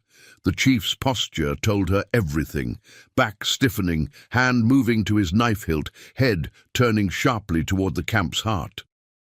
When Quanah strode toward the central gathering area, his expression was graver than Sarah had ever seen it.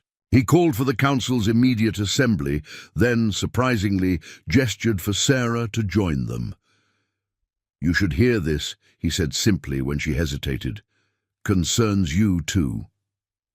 Inside the council lodge, Sarah took a place against the wall, conscious of the extraordinary nature of her inclusion. As a woman and an outsider, her presence at such a meeting was unprecedented. The other council members glanced at her with expressions ranging from acceptance to suspicion, but no one objected. Quanah introduced the messengers, warriors from a Comanche band that wintered further south. Their leader, a weathered man named Striking Snake, stood to deliver his news directly. "Army soldiers everywhere now," he reported in Comanche, which Quanah translated in low tones for Sarah. "Not just rangers, bluecoats with cannons, building a new fort on the Red River. Say they protect settlers, but place soldiers on hunting grounds near water sources." This was concerning, but not unexpected. The army had been pushing further into Comancheria for years, establishing forts that served as bases for further encroachment. What came next, however, struck like lightning. "They hunt specific Comanche bands," Striking Snake continued. "Quanah's band offer reward for information. Say Quanah's people attacked settlers, burned farms, took white women captive." A murmur ran through the council. Sarah felt the blood drain from her face as Striking Snake pulled a folded paper from his pouch and handed it to Quanah. The chief studied it, his expression darkening, then passed it to Sarah. It was a wanted poster, crudely printed but clear. Enough. At the top, bold letters proclaimed 500 reward for information leading to recovery of Sarah Blackwood, widow, kidnapped by hostile Comanche. Below was a rough description of her: height, build, distinctive red hair, alongside an even rougher sketch that barely resembled her but emphasized her pale skin and European features. More chilling was the second part of the notice: $1,000. Reward for capture of Comanche leader Quanah Parker, responsible for burning of Blackwood homestead and murder of Texas citizens. Sarah's hands trembled as she read the blatant lies. "This is Wade's doing," she said to Quanah. "He's twisted everything, made it seem I was taken by force, that you attacked without provocation." Quanah nodded grimly. "Wade has friends in the army now, supplies their fort, sells them beef cattle. His word against disappeared women." Horseback spoke up, his weathered face creased with concern. "How many soldiers?" "2 companies at least," Striking Snake replied. "Maybe 100 men, 6 cannons, Wichita scouts leading them." The council erupted in urgent discussion. 100. Trained soldiers with artillery represented a threat unlike any they had faced before. Previous conflicts had been with smaller ranger units or militia groups, dangerous but not overwhelming. This was different. "They know we winter here?" Horseback asked the critical question. Striking Snake shook his head. "Not the exact place, but search all basins in these hills. Found empty skull camp 2 days ago. Abandoned last moon, but they follow trails, getting closer." Sarah listened with growing horror. A military expedition of this size wouldn't be searching just for her. They would use her kidnapping as justification for a broader campaign against the Comanche, pushing them further from traditional territories, confining them to smaller areas where buffalo grew scarce, and starvation would eventually force surrender, and it was happening because of her presence. She stood, drawing all eyes in the council. "This is because of me," she said in Comanche, slowly but clearly, so all could understand. "I should leave, go to soldiers, tell the truth." A warrior named Black Knife scoffed. "Truth means nothing to bluecoats. They want war. You are the reason. If not you, they find another." "Black Knife speaks wisdom," Horseback agreed. Army uses white woman's story to cover true purpose, clearing Comanche from hunting grounds, pushing us north into Kiowa lands where tribes will fight each other for scarce food. Quanah had remained silent, listening to the council's discourse. Now he spoke, his voice quiet but carrying an authority that silenced all others. Sarah Blackwood chose to ride with us freely, fought beside our women, learn our ways. He looked directly at her. But choice always remains. If you wish to return to your people, no one will stop you. The sincerity of the offer touched Sarah deeply. Despite the danger her presence created, Quanah was still honoring her agency, her right, to determine her own path. "The whites are not my people anymore," she replied steadily. "Not after what Wade did, not after what I've seen and learned here." She addressed the entire council. "I will stay and help however I can, unless my presence puts children at risk. Then I will go, but not to surrender, to draw soldiers away." Her declaration was met with solemn nods from several council members. Even Black Knife, who had been among the most skeptical of her integration into the tribe, inclined his head slightly in acknowledgement of her courage. Horseback turned the discussion to practical matters. "We cannot fight hundreds soldiers with cannons, must move camp." "Where?" another elder questioned. "Winter comes, snow already in northern passes. Game grows scarce everywhere." "South," suggested Black Knife. "Into Mexico lands. Mexican soldiers." "There," countered another warrior. "Different enemies, same danger." The debate continued as options were evaluated and discarded. The Comanche's traditional strategy, splitting into smaller bands that could move quickly and reunite later, was complicated by winter conditions and the army's use of native scouts who could track even the most careful bands. Throughout the discussion, Sarah remained silent, her mind racing. Something about the situation nagged at her, a detail from the wanted poster perhaps, or something striking Snake had mentioned. Suddenly, it clicked. "The new fort," she interrupted, drawing surprised looks. "On the Red River. You said they're building it now." Striking Snake nodded. "Walls rising, not finished yet. And Wade is supplying them with beef cattle from his ranch." Again the messenger nodded. Sarah turned to Quanah. "Wade's entire operation depends on controlling the water rights in our valley, my valley. That's why he wanted my land so desperately. His cattle need access to the creek during drought months." Her mind worked rapidly. If he's provisioning the fort, he's stretched thin, driving cattle north while also managing his home territory. Quanah considered this information. "What are you suggesting?" "His ranch would be vulnerable," Sarah explained. "Fewer men to guard it. And if something disrupted his ability to fulfill army contracts, the soldiers would be forced to seek supplies elsewhere, perhaps send detachments back to established settlements." A slow smile spread across Black Knife's face as he grasped her meaning. "Raid Wade's ranch, take his cattle, burn his buildings. The army loses supplies, loses trust in Wade." "Not his buildings," Sarah corrected firmly. "No need to match his. A cruelty, but his cattle, his horses. Yes, drive them far away, scatter them. Without them, he loses his leverage with the army, loses his income, loses his power."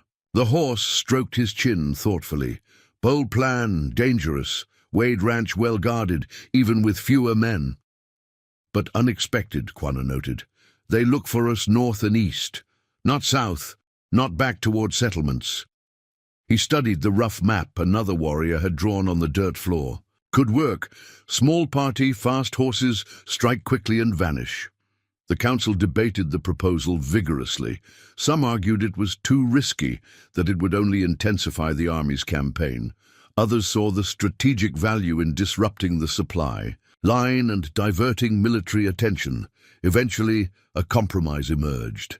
The main camp would relocate deeper into the basin's western reaches, using caves and camouflage shelters that would be nearly impossible for outsiders to detect. Meanwhile, a small war party led by Quanah would strike Wade's ranch, not to destroy but to disrupt, taking livestock, disabling wagons, creating confusion that would ripple through the military supply chain. Sarah listened as the details were finalized, a strange mixture of emotions churning within her. The ranch they would target lay less than 5 miles from the charred remains of her own homestead. The thought of returning to that place, even fleetingly, filled her with dread and determination in equal measure. As the council dispersed to begin preparations, Quanah approached her. "You do not have to join this raid," he said quietly. "Stay. With camp. Safer." Sarah shook her head. "I know Wade's operation better than anyone. The layout, the routines, where he keeps his best stock. I need to go." Quanah studied her face. "This is not about knowledge only. It's about facing a man who tried to destroy you." "Yes," Sarah admitted, seeing no point in denial. "It's both. I need to do this, Quanah, not for revenge, but to finish what began when you cut me free from that post." The chief nodded, understanding. "Then you ride with a war party. But remember, the goal is to weaken Wade, not kill him. Dead man becomes a martyr, ruined man becomes a warning." The preparation for both the camp's relocation and the raid took 3 days of intense activity. The war party would consist of 12 warriors chosen for their riding skill and fighting prowess, plus Sarah. Their plan required speed, stealth, and precise timing. They would travel south by night, using routes even Wichita scouts rarely traversed, strike at dawn when the ranch hands were just beginning their day, then scatter in multiple directions before regrouping at a predetermined location. During these preparations, Sarah felt a transformation occurring within her that went beyond the physical changes of the past months. She found herself thinking, like a Comanche warrior, considering angles of approach, escape routes, methods of creating confusion without unnecessary bloodshed. The tactical discussions around the fire each night revealed warfare as practiced by the people, not the brutal savagery depicted in settler stories, but a disciplined, strategic approach with clear objectives and rules of engagement. "Comanche raid is not the same as white man war," Black Knife explained during one planning session. "Not about killing all enemies, about showing strength, taking what is needed, preserving your own warriors." Counting coup, Sarah nodded, recalling what she had learned about the practice of touching enemies in battle, an act considered more honorable than killing. "Yes, brave warrior touches enemy, leaves mark, returns unharmed, shows greater skill than one who only kills from distance." This perspective challenged everything Sarah had been taught about Indian warfare. The Comanche certainly could be a deadly opponents. She'd witnessed their lethal efficiency during the encounter with Wade's men, but their approach to conflict was more nuanced than settlers understood, balancing pragmatic needs with cultural values. Topsana helped Sarah prepare, clearly concerned but supportive. She braided Sarah's now longer auburn hair tightly against her head, then showed her how to apply the dark earth pigments that would camouflage her pale skin, a necessary precaution both for the journey and the raid itself. "Wade men see white women with Comanche. They shoot first," Topsana explained as she mixed the pigments. "This hides you from a distance." As Topsana worked, she sang softly, a melody Sarah had heard women sing when preparing their men for hunting expeditions or warfare. The simple act conveyed acceptance that Sarah had not expected to feel so deeply. "What does the song mean?" she asked when Topsana paused. "Prayer for a safe journey," the Comanche woman translated. "Ask spirits to blind enemy eyes, to make your feet swift, your hands steady." She applied the last of the earth mixture to Sarah's forehead. "Songs not usually for women who ride to battle, but you are not a normal woman. The observation carried no judgment, merely acknowledgement of Sarah's unique position within the tribe. Neither fully Comanche nor white anymore, she existed in a space between worlds that allowed her to move in ways others could not. Sarah spent the afternoon checking her weapons and gear, appreciating the practical design of Comanche equipment. Everything served multiple purposes. Nothing wasted weight or space. Her knife sheaths were positioned for quick access, her quiver designed to protect arrows while allowing silent retrieval, her small collection of useful items, flint, twine, medicinal herbs, packed securely in a pouch that wouldn't rattle during stealthy movement. The night before their departure, Stan's tall woman summoned Sarah to her lodge. The elder had not attended the council meeting, but had clearly been informed of the plan. Without preamble, she handed Sarah a small leather pouch. "Medicine," she explained, "for protection, for clear thinking when fear comes." Sarah accepted the gift with appropriate solemnity. "Thank you, grandmother." She had begun using the respectful title recently, and the old woman had not corrected her. "I will use it wisely." Stan's tall woman's weathered hand reached out, touching Sarah's cheek in a rare gesture of affection. "You go to face old ghosts," she said. "Remember, ghosts cannot harm living women unless she gives them power." The insight struck Sarah deeply. Wade had already taken everything material from her. Her home, her land, her connection to settler society. But he hadn't taken her spirit, her capacity to build a new life, her ability to form new bonds. Those things remained hers alone. "I won't give him that power," she promised. Stan's tall woman nodded, satisfied, then reached for something wrapped in soft deerskin. "One more thing." She unwrapped the bundle to reveal a knife, smaller than a hunting blade, but exquisitely crafted, with a handle of polished bone inlaid.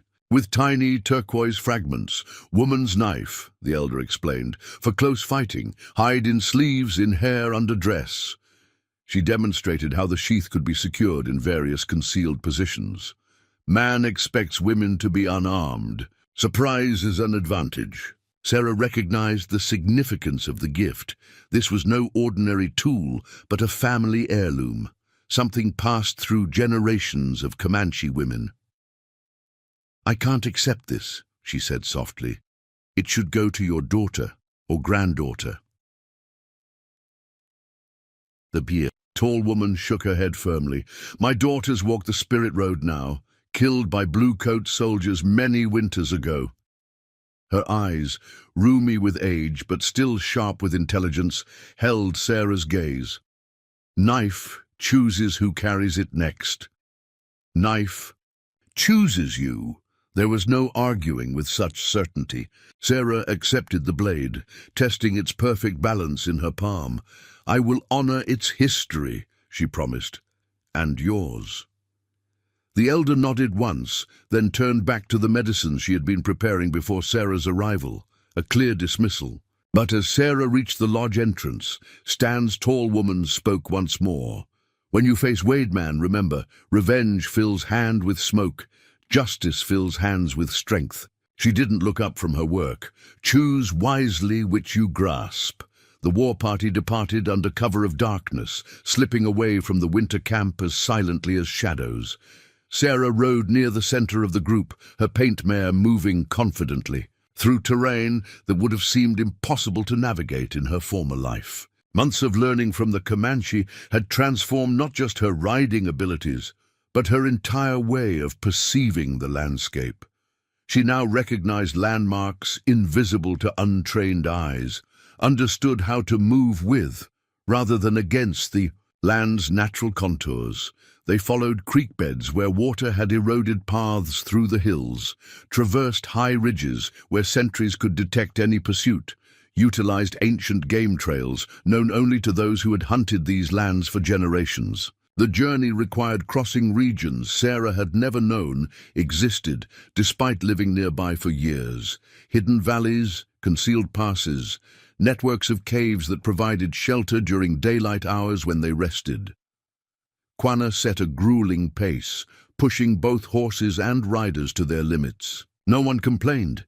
Each warrior understood the narrow timing window their plan required. They needed to strike Wade's ranch precisely as routine activities began, but before full daylight exposed their movements. During their brief rest periods, the warriors maintained the disciplined focus Sarah had come to recognize as characteristic of Comanche fighters. They checked weapons without being told, tended to horses with meticulous care, ate sparingly of the dried provisions they carried. Conversation was minimal and purposeful, clarifying aspects of the plan, sharing observations about terrain or weather conditions, occasionally relating relevant experiences from previous raids. Sarah found herself fully accepted within this elite group, not as an honorary male, but as a warrior in her own right. Her opinions were sought regarding Wade's operation. Her suggestions about approach routes were considered seriously. The respect wasn't granted from charity or Quanah's influence, but earned through her demonstrated commitment and knowledge. By the second night, they entered territory Sarah recognized, the hills and valleys surrounding her former home. Emotions surged as familiar landmarks appeared in the moonlight, but she channeled these feelings into sharper focus rather than allowing them to become distractions. They traversed a ridge that offered a distant view of where her homestead had stood. In the pale moonlight, Sarah could just make out the dark shape of the charred cabin. She allowed herself one brief moment of acknowledgement, a silent farewell to that chapter of her life, before turning her attention forward again. Quanah, riding beside her, noticed the moment. "Old home," he observed quietly.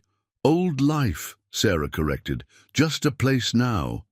The chief nodded, approval evident in his expression. "Good. Past is a shadow. Present needs clear eyes." They reached the outskirts of Wade's property shortly after. Midnight, on the third night, the war party established a temporary camp in a densely wooded ravine that offered concealment while allowing scouts to survey the ranch's current operations. 2 warriors with exceptional night vision were sent to gather intelligence on guard positions, livestock locations, and any changes to the layout Sarah had described. While waiting for their return, the remaining warriors made final preparations, checking weapons one last time, applying war paint in patterns specific to each individual's medicine, securing loose equipment that might create noise during the approach. Sarah observed that each man had his own rituals. Some prayed quietly, others sang almost inaudibly. A few sat in complete stillness, gathering inner strength. She found her own preparation becoming a blend of her old and new selves.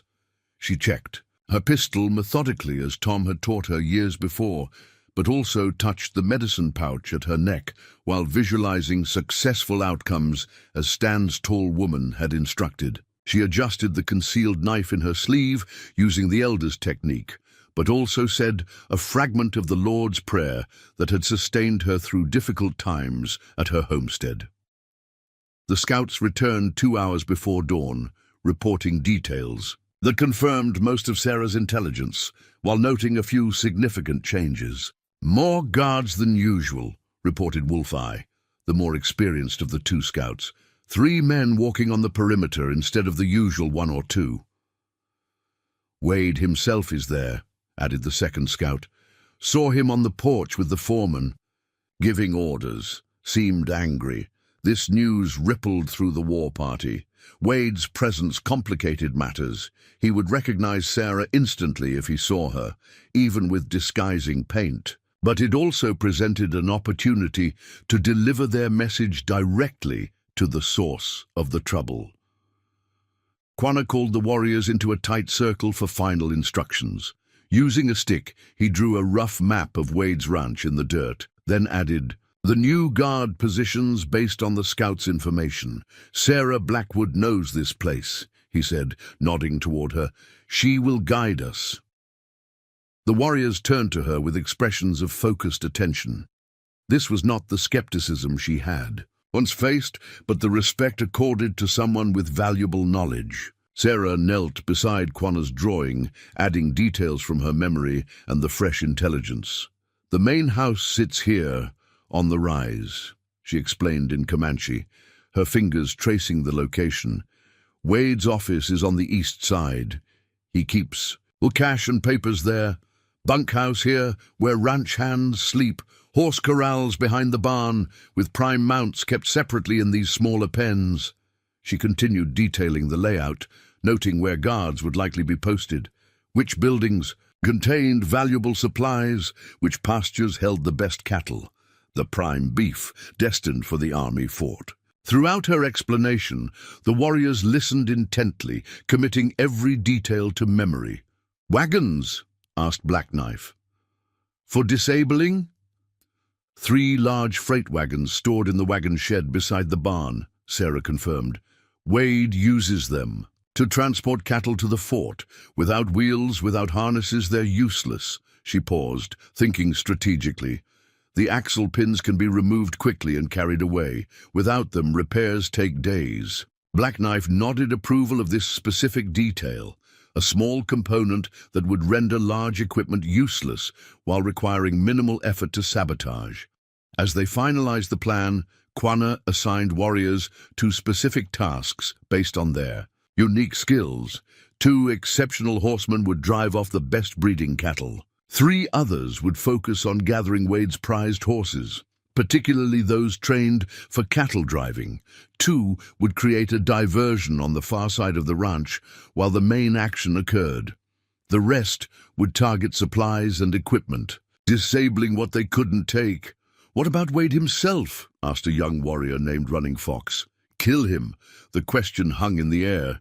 Sarah felt every eye turn toward her, awaiting her response. The decision seemed to have been deliberately left open, perhaps as a test of her character, perhaps as recognition of her right to determine her enemy's fate. She thought of Wade ordering his men to tie her to the post, forcing her to watch her home burn. She thought of his casual cruelty, his greed, his willingness to sacrifice others for his ambitions. For a brief moment, she imagined the satisfaction of seeing him experience the same fear he had inflicted on her. Then, the tall woman's words returned to her. "Revenge fills hand with smoke. Justice fills hands with strength. No killing unless absolutely necessary," she said firmly. "Not even Wade, especially not Wade." She met each warrior's gaze in turn. Dead, he becomes a martyr. His lies about savage Comanche attacking innocent. Settlers become truth in white men's eyes. She pointed to the map. "But alive, watching us take his wealth, unable to stop us, he loses standing among his own kind. His weakness becomes known. That is better punishment." Quanah's expression remained impassive, but something like approval flickered in his eyes. "Sarah Blackwood speaks wisdom," he said. "We take what moves, disable what remains, leave Wade with his life, but not his pride." His dark eyes scanned the circle. "And we leave marks so everyone knows who struck him." The warriors nodded understanding. Such raids were part of Comanche tradition, demonstrations of power and skill rather than exercises in destruction. The goal was not to annihilate an enemy, but to humble him, to show his vulnerability, to undermine his standing among his own people. As they prepared to move out for the final approach, Quanah drew Sarah aside. "You stay with me," he instructed. "Do not separate." She nodded, grateful for his protection, but determined to pull her weight. "I won't be a burden." "Not about burden," Quanah clarified. "About knowing how seeing an old enemy affects the mind. Even the strongest warrior can lose focus when facing a man who caused great pain." Sarah understood his concern. Despite her insistence that revenge wasn't her motivation, she couldn't deny the emotional storm brewing within her as they neared Wade's ranch. The man had taken everything from her, had left her to die while watching her life's work turn to ash. If she came face to face with him during the raid, could she maintain the discipline their plan required? "I'll stay focused," she promised. "The mission matters more than my feelings." Quanah seemed satisfied with her answer. He checked her weapons, the two visible knives secured at her waist, the hidden blade from Stan's tall woman concealed in her sleeve, the small bow slung across her back, the pistol with its precious few bullets reserved for emergency. Finally, he touched two fingers to the earth paint that camouflaged her face. "No longer Sarah Blackwood of Settler Cabin," he said quietly. "Today, you ride a Comanche." The words settled into her bones with surprising weight, not a burden but a foundation. She had not sought this path, had not imagined such a transformation when she'd first seen Comanche warriors silhouetted against the dawn as her home burned. Yet here she was, preparing to raid the man who had driven her from one life into another. The war party moved out, approaching Wade's ranch from the west, where the terrain offered concealment almost to the edge of the property. They reached the final tree line an hour before dawn, settling into observation positions to confirm the ranch's activities matched their intelligence. Sarah crouched beside Quanah, surveying the ranch layout with a trained warrior's eye. Their position in the tree line offered excellent visibility while keeping them hidden in the pre-dawn shadows. A faint glow on the eastern horizon promised daylight within the hour. Perfect timing for their plan. Wade's ranch sprawled across. The valley, much larger than Sarah's modest homestead had been. The main house stood imperiously on a small rise, a two-story structure with a wide porch and glass windows imported at great expense from Dallas. Behind it stretched the operational buildings, a large barn, bunkhouse, smokehouse, blacksmiths, shop, and various storage structures.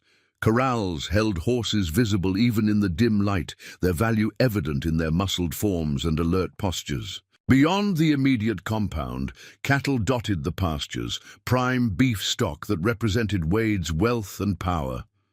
Sarah's gaze drifted northward to where her own land lay, just beyond a line of hills. From this distance, she couldn't see the charred remains of her cabin, but the knowledge of its proximity stirred complicated emotions. She pushed them down, focusing instead on the tactical considerations before them. "More guards than usual," she whispered to Quanah, noting armed men positioned at key points around the property. "Wade must be nervous." Quanah nodded, his expression calculating.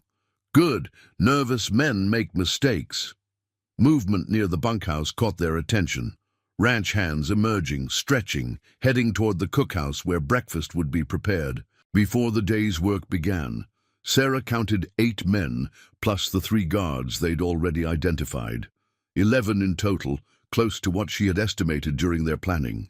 "Morning routine is the same as you described," Blackknife observed from her other side. "Cook fire starting, men gather for food, horses not yet saddled." Sarah nodded. Wade ran his operation with military precision, a routine that rarely varied, a predictability they could exploit. Foremen will assign daily tasks after breakfast. That's when they're most distracted. Quanah made a series of hand signals to the warriors spread along the tree line, confirming the plan was proceeding. 2 mounted fighters broke away, circling wide to the north, where they would create a diversion at the critical moment. Sarah felt her heartbeat quicken as the first true light of dawn illuminated the ranch. This was really happening. She was about to participate in a Comanche raid against the man who had destroyed her former life. The irony wasn't lost on her. 6 months ago, she would have been terrified by the very scenario she now embraced. A low bird call, not from any bird, signaled that the diversion team was in position. Quanah turned to her. "Ready?" he asked simply. Sarah touched the medicine pouch Stan's tall woman had given her, then nodded. "Ready?" Quanah raised his hand, then dropped it sharply, the signal to begin. With practiced silence, the warriors separated into their assigned groups. The raid had begun.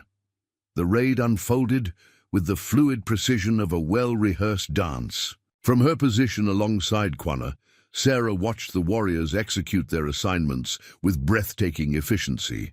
One moment, the ranch compound was peaceful in the dawn light. The next, it erupted into calculated chaos. The diversion came first, a series of rifle shots and war cries from the northern ridge, drawing the attention of the guards and sending them rushing in that direction. With the perimeter weakened, the main party struck. Warriors converged on the horse corrals, cutting fence lines and driving the valuable animals into a controlled stampede eastward.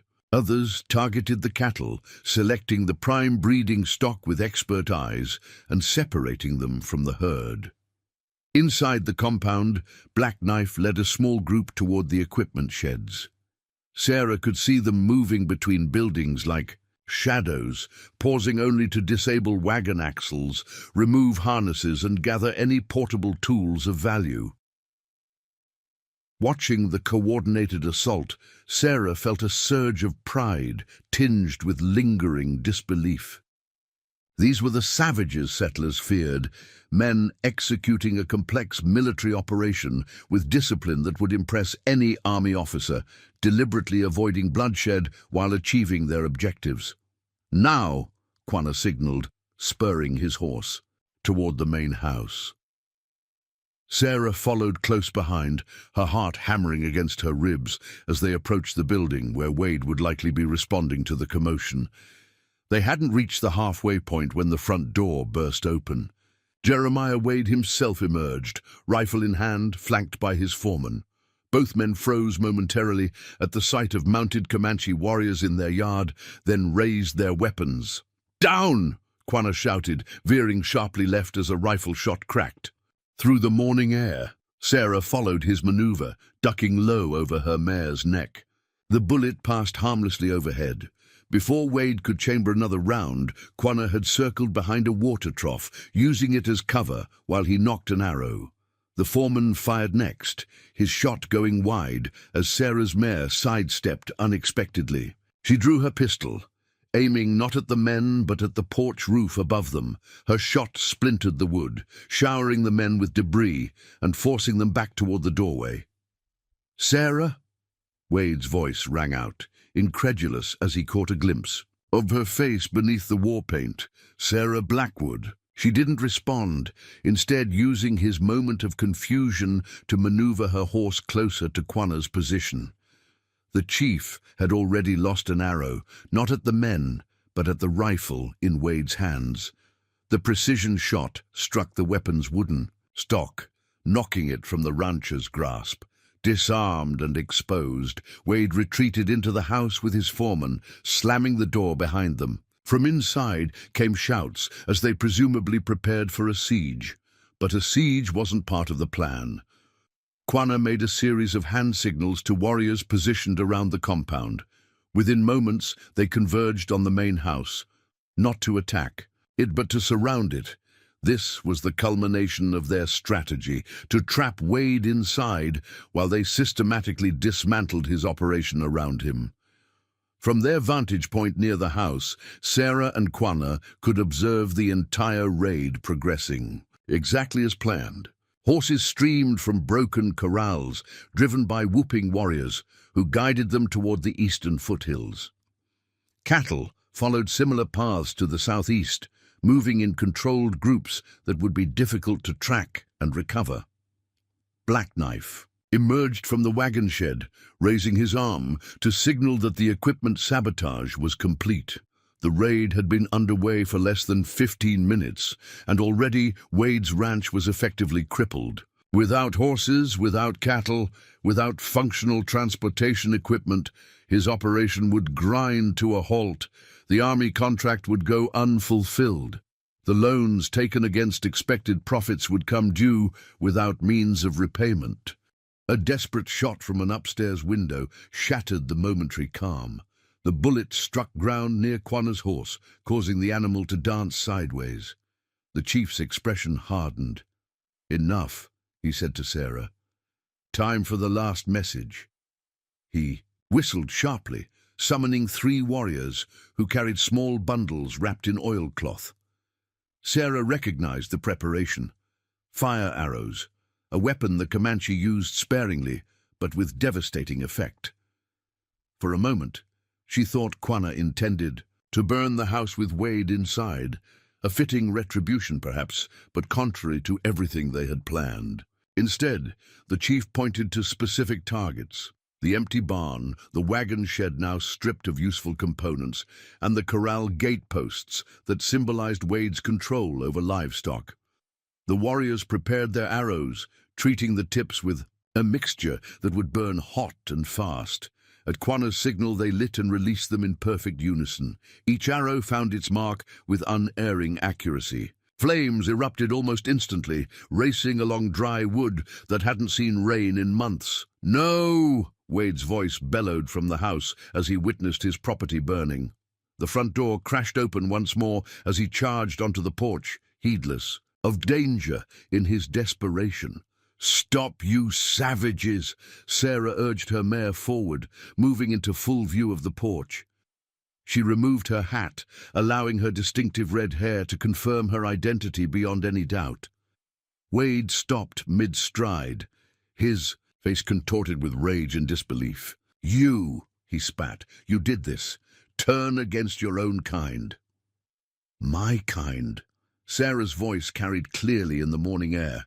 "My kind doesn't burn women out of their homes. My kind doesn't leave people to die for profit." Wade's eyes darted around, taking in the coordinated destruction of everything he had built. His ranch hands were nowhere to be seen, either fled or secured by warriors elsewhere in the compound. The fires were spreading, though carefully contained to the targeted structures. His cattle and horses were disappearing over the eastern ridge. "The army will hunt you down," he threatened, his voice cracking with impotent fury. "All of you. They'll string you up, and you'll hang right alongside these savages, Sarah. Perhaps," she acknowledged calmly, "but you'll still be ruined. Your name disgraced, your contracts voided, your debts called in." She leaned forward slightly in her saddle. "Was my little piece of land worth all this, Jeremiah?" The question struck him like a physical blow. His face paled as the full implications of his situation became clear. The army would indeed search for those responsible, but they would also question how Wade had allowed such a raid to succeed, how his security had failed so completely, how the woman he had reported kidnapped now rode willingly with the Comanche. "What do you want?" he asked finally, the bluster draining from his voice. Sarah looked to Quanah, who nodded once, giving her the authority to deliver their terms. "First, the truth," she said firmly. "You will tell the rangers and the army that I chose to go with the Comanche after you burned my home and left me to die. You will withdraw all claims that I was kidnapped." Wade's jaw clenched, but he remained silent, listening. "Second, you will abandon all efforts to claim my land," she continued. "The deed remains in my name, and you will sign a statement acknowledging that fact, to be delivered to the land office in Dallas." "And if I refuse?" Wade challenged, though his tone lacked conviction. Sarah glanced at the fires now consuming his outbuildings, at his missing livestock, at the warriors who had systematically dismantled his operation in less than half an hour. "Then we return," she said simply. "Not just to your ranch, but to every property you own, every investment, every partnership." Her voice hardened. "The Comanche have a long reach, Jeremiah, longer than you imagine, and a very good memory."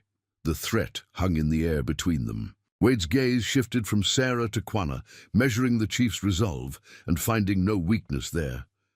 Finally, his shoulders slumped in defeat. "I'll do it," he muttered. "But you're still a dead woman if you stay with them.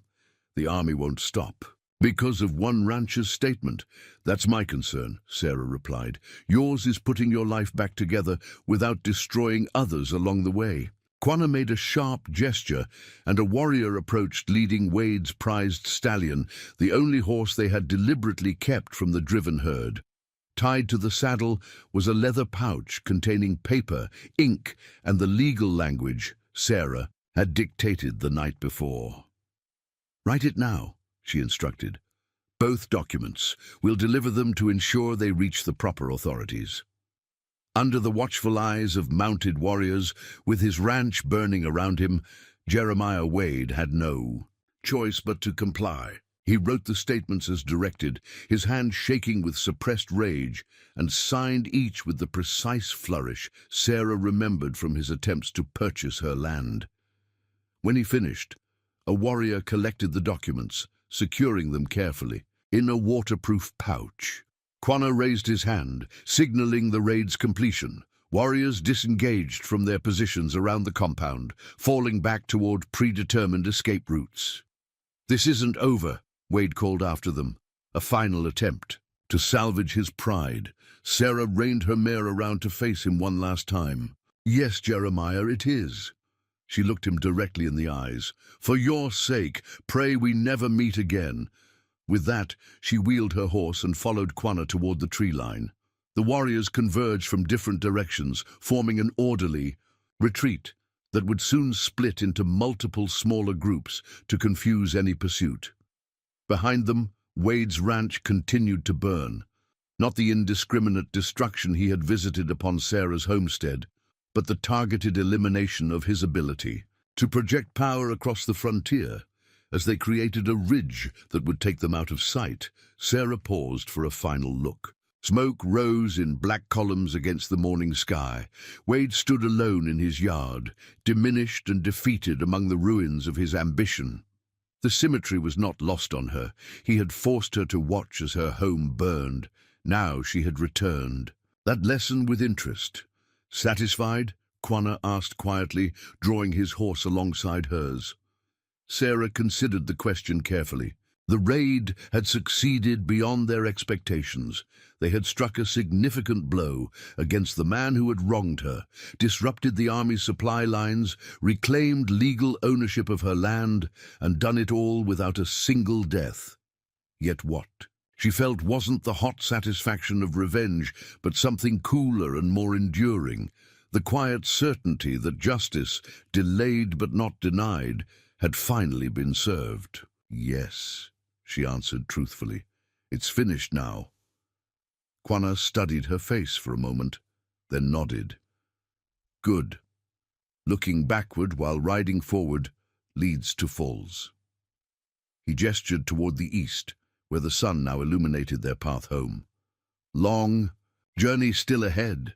They rode hard for the remainder of the day, following routes even more circuitous than those they had used on their approach. By nightfall, they had joined the warriors, driving the captured horses and cattle, consolidating their prizes into manageable groups that would eventually be distributed among the tribe's bands. That night, camped in a sheltered canyon far from any likely pursuit, the raiders celebrated their success with quiet pride. There was none of the raucous boasting Sarah might have expected from white men after such a victory, just the satisfied camaraderie of warriors who had accomplished a difficult mission together. Black Knife approached as she sat beside the small fire, offering her a strip of dried meat. "You rode well," he said, the simple words carrying significant weight coming from him. Steady hands, clear eyes. "Thank you," Sarah replied in Comanche. "Your teaching made it possible." The normally taciturn warrior almost smiled. "Teaching only works when the student listens." He touched the knife at her waist, the one he had helped her learn to use effectively. "You listen better than most." Coming from Black Knife, who had initially been among the most skeptical of her presence among the people, this represented extraordinary acceptance. Sarah recognized it as such, inclining her head respectfully. Later, as the camp settled for the night, Quanah joined her by the fire. For a time they sat in companionable silence, each processing the day's events in their own way. "What will you do now?" he finally asked. with paper claiming your land? It was a question Sarah had been pondering since they'd ridden away from Wade's ranch. Legally, she once again owned the property where she and Tom had built their life together. She could theoretically return and rebuild, start over with. The compensation Wade would eventually be forced to pay, but the world had shifted around her, and within her. The Sarah Blackwood who had worked that land no longer existed. "The land is mine," she said slowly, "but not for me to live on. Not anymore." She stared into the flames, seeing possibilities rather than just memories. Perhaps someday it could be a meeting place, neutral ground where Comanche and settlers might trade without fear. Quanah considered this, nodding thoughtfully. Bold idea, dangerous time for such things, but seeds must be planted before harvest comes. "And you?" Sarah asked. "What happens when we return to winter camp?" The chief's expression grew distant, his gaze fixed on something beyond the present moment. "Soldiers still come, more forts are still built, settlers still push into hunting grounds." He looked at her directly. "World changes whether we wish it or not. Question is how to change it without losing what matters most." She recognized the weight of leadership in his words, the constant balance between preserving his people's way of life and adapting to forces beyond their control. Quanah walked between worlds in ways few could truly understand, carrying the legacy of both his Comanche father and white mother. "Whatever comes," Sarah said quietly, "I ride with the people now." She touched the warrior's knife at her waist, no longer a foreign object, but an extension of her transformed self. "My choice is made." Quanah nodded once, accepting her declaration. Without further comment, they both knew the path ahead would not be easy. The army would continue its campaign regardless of Wade's statements. The frontier was changing inexorably as more settlers pushed westward, as native hunting grounds shrank, as ancient ways collided with the relentless machinery of expansion. But for this moment, in the quiet aftermath of justice served, Sarah Blackwood, no longer quite Sarah, no longer defining herself by the Blackwood name, had found her place in a world that had once sought to destroy her. The fire burned low, casting long shadows across the canyon walls. Tomorrow would bring new challenges, new decisions, new adaptations to a changing landscape. Tonight, however, was for honoring what had been accomplished and acknowledging what had been transformed. As Sarah prepared her sleeping furs, she realized she no longer dreamt of her burning cabin, no longer woke with the phantom sensation of ropes cutting into her wrists. Those memories remained, but their power to harm her had diminished, replaced by newer, stronger images, riding alongside warriors, learning from Comanche women, finding her voice in a council lodge, standing her ground against the man who had once seemed invincible. She had not just survived. She had become something Wade could never have imagined when he ordered his men to burn her home and leave her to die. She had become the bridge between worlds that Quanah himself embodied, neither fully white nor fully Comanche, but something new and necessary on a frontier that desperately needed such bridges.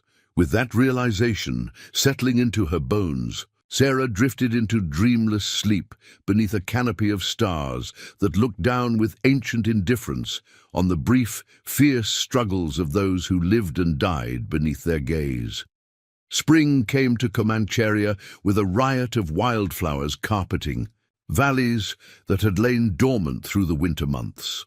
The hidden basin that had sheltered the people through the coldest season gradually emptied as family groups prepared to disperse for traditional summer hunting and gathering. Tipis came down, travois were loaded, horses readied for the seasonal migration that had defined Comanche life for generations. 6 months had passed since the raid on Wade's ranch. 6 months of relative peace as deep winter snows had temporarily halted the Army's campaign of fort building and patrol. Reports from scouts and traders indicated their actions had achieved the desired effect. Wade's credibility had suffered a crippling blow. The army had been forced to seek alternative supply arrangements, and the land office in Dallas had indeed received the documents acknowledging Sarah's legal ownership of her homestead. But peace would not last. Already, scouts reported new movements from the south. More soldiers, more supplies, more determination to pacify the frontier. The breathing space winter had provided was coming to an end. On the morning of departure, Sarah stood atop a ridge overlooking the basin that had been her home through the cold months. Her appearance had changed significantly since that first day with the people. Her auburn hair, now grown past her shoulders, was braided in the Comanche style with strips of decorated leather woven through the plaits. Her clothing, buckskin dress adorned with quill work, high moccasin boots crafted by her own hands, reflected her adoption of Comanche ways. At her waist hung the two knives that symbolized her journey, Quanah's gift from their first meeting, and Stan's tall woman's ceremonial blade. More profound than these external changes was the transformation within. She moved differently now, with the balanced confidence of someone comfortable in both saddle and silence. She spoke Comanche with growing fluency, dreamed in its cadences, thought in its patterns. The Sarah Blackwood, who had once defined herself by a small plot of land and a settler's cabin, existed now only in memory. Thinking heavy thoughts? The voice belonged to Topsana, who had become more than a mentor or companion, something close to sister during their months of shared living. Sarah turned with a smile. "Remembering," she replied in Comanche, "who I was when I came here, who I've become." Topsana nodded, understanding. "The people have a saying, wolf cannot return to being pup, but remembers what pup learned." "Wise words," Sarah acknowledged, "though I'm not sure I've become a wolf yet." "No?" Topsana's eyes crinkled with rare humor. "Ask Wade men if you are a wolf or not." The reminder of the successful raid brought a flush of pride. In the months since, Sarah had earned full acceptance among the war society, not as an honorary male but as a woman warrior, a status rare but not unprecedented in Comanche history. She had participated in hunts, learned advanced horsemanship techniques, mastered weapons that had once seemed foreign and frightening. Below them, the camp was in final preparations for departure. Different bands would travel in different directions, some north toward better hunting grounds, others east to traditional gathering sites. Quanah's band, including Sarah, would head southeast, following ancient pathways towards summer grazing lands. "Time to go," Topsana observed, turning back toward the trail that would take them to the gathering point. "Long journey today." Sarah lingered a moment longer, committing the view to memory. This place had sheltered her during the most profound transformation of her life. Whatever the future held, this hidden basin would remain sacred in her personal geography. As she descended toward camp, Sarah passed Stan's tall woman supervising the loading of medicinal plants onto a travois. The elder acknowledged her with a nod, then beckoned her closer.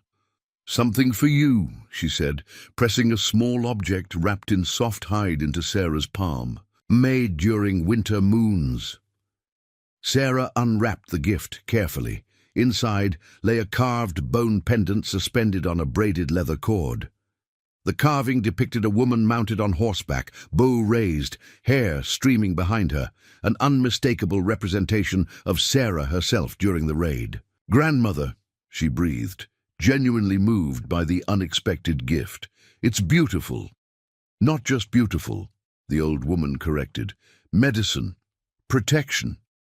She tapped the carving with one gnarled finger. "Shows who you truly are now. Wear always." Sarah slipped the cord over her head, feeling the pendant settle against her heart. Coming from Stan's tall woman, traditional, reserved, initially skeptical of the white woman in their midst, this represented a profound acknowledgement of belonging. "I will honor it," she promised.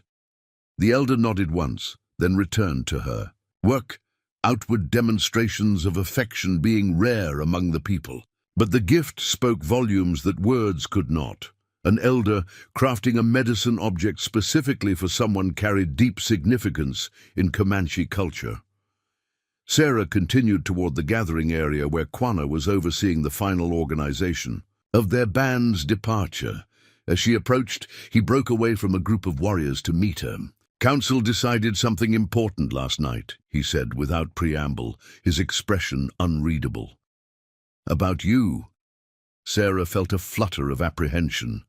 Despite her integration into the tribe, her status remained unique, neither captive nor fully Comanche. Has something changed? Had her presence become too complicated as tensions with the army increased? What decision? She asked, keeping her voice steady. You need a Comanche name, Quanah replied, the faintest smile touching his normally stoic features. Cannot be Sarah Blackwood forever, not who you are now. Relief flooded through her, followed immediately by a wave of emotion she hadn't anticipated. A Comanche name represented the final step in her acceptance, an acknowledgement by the entire tribe that she was truly one of the people.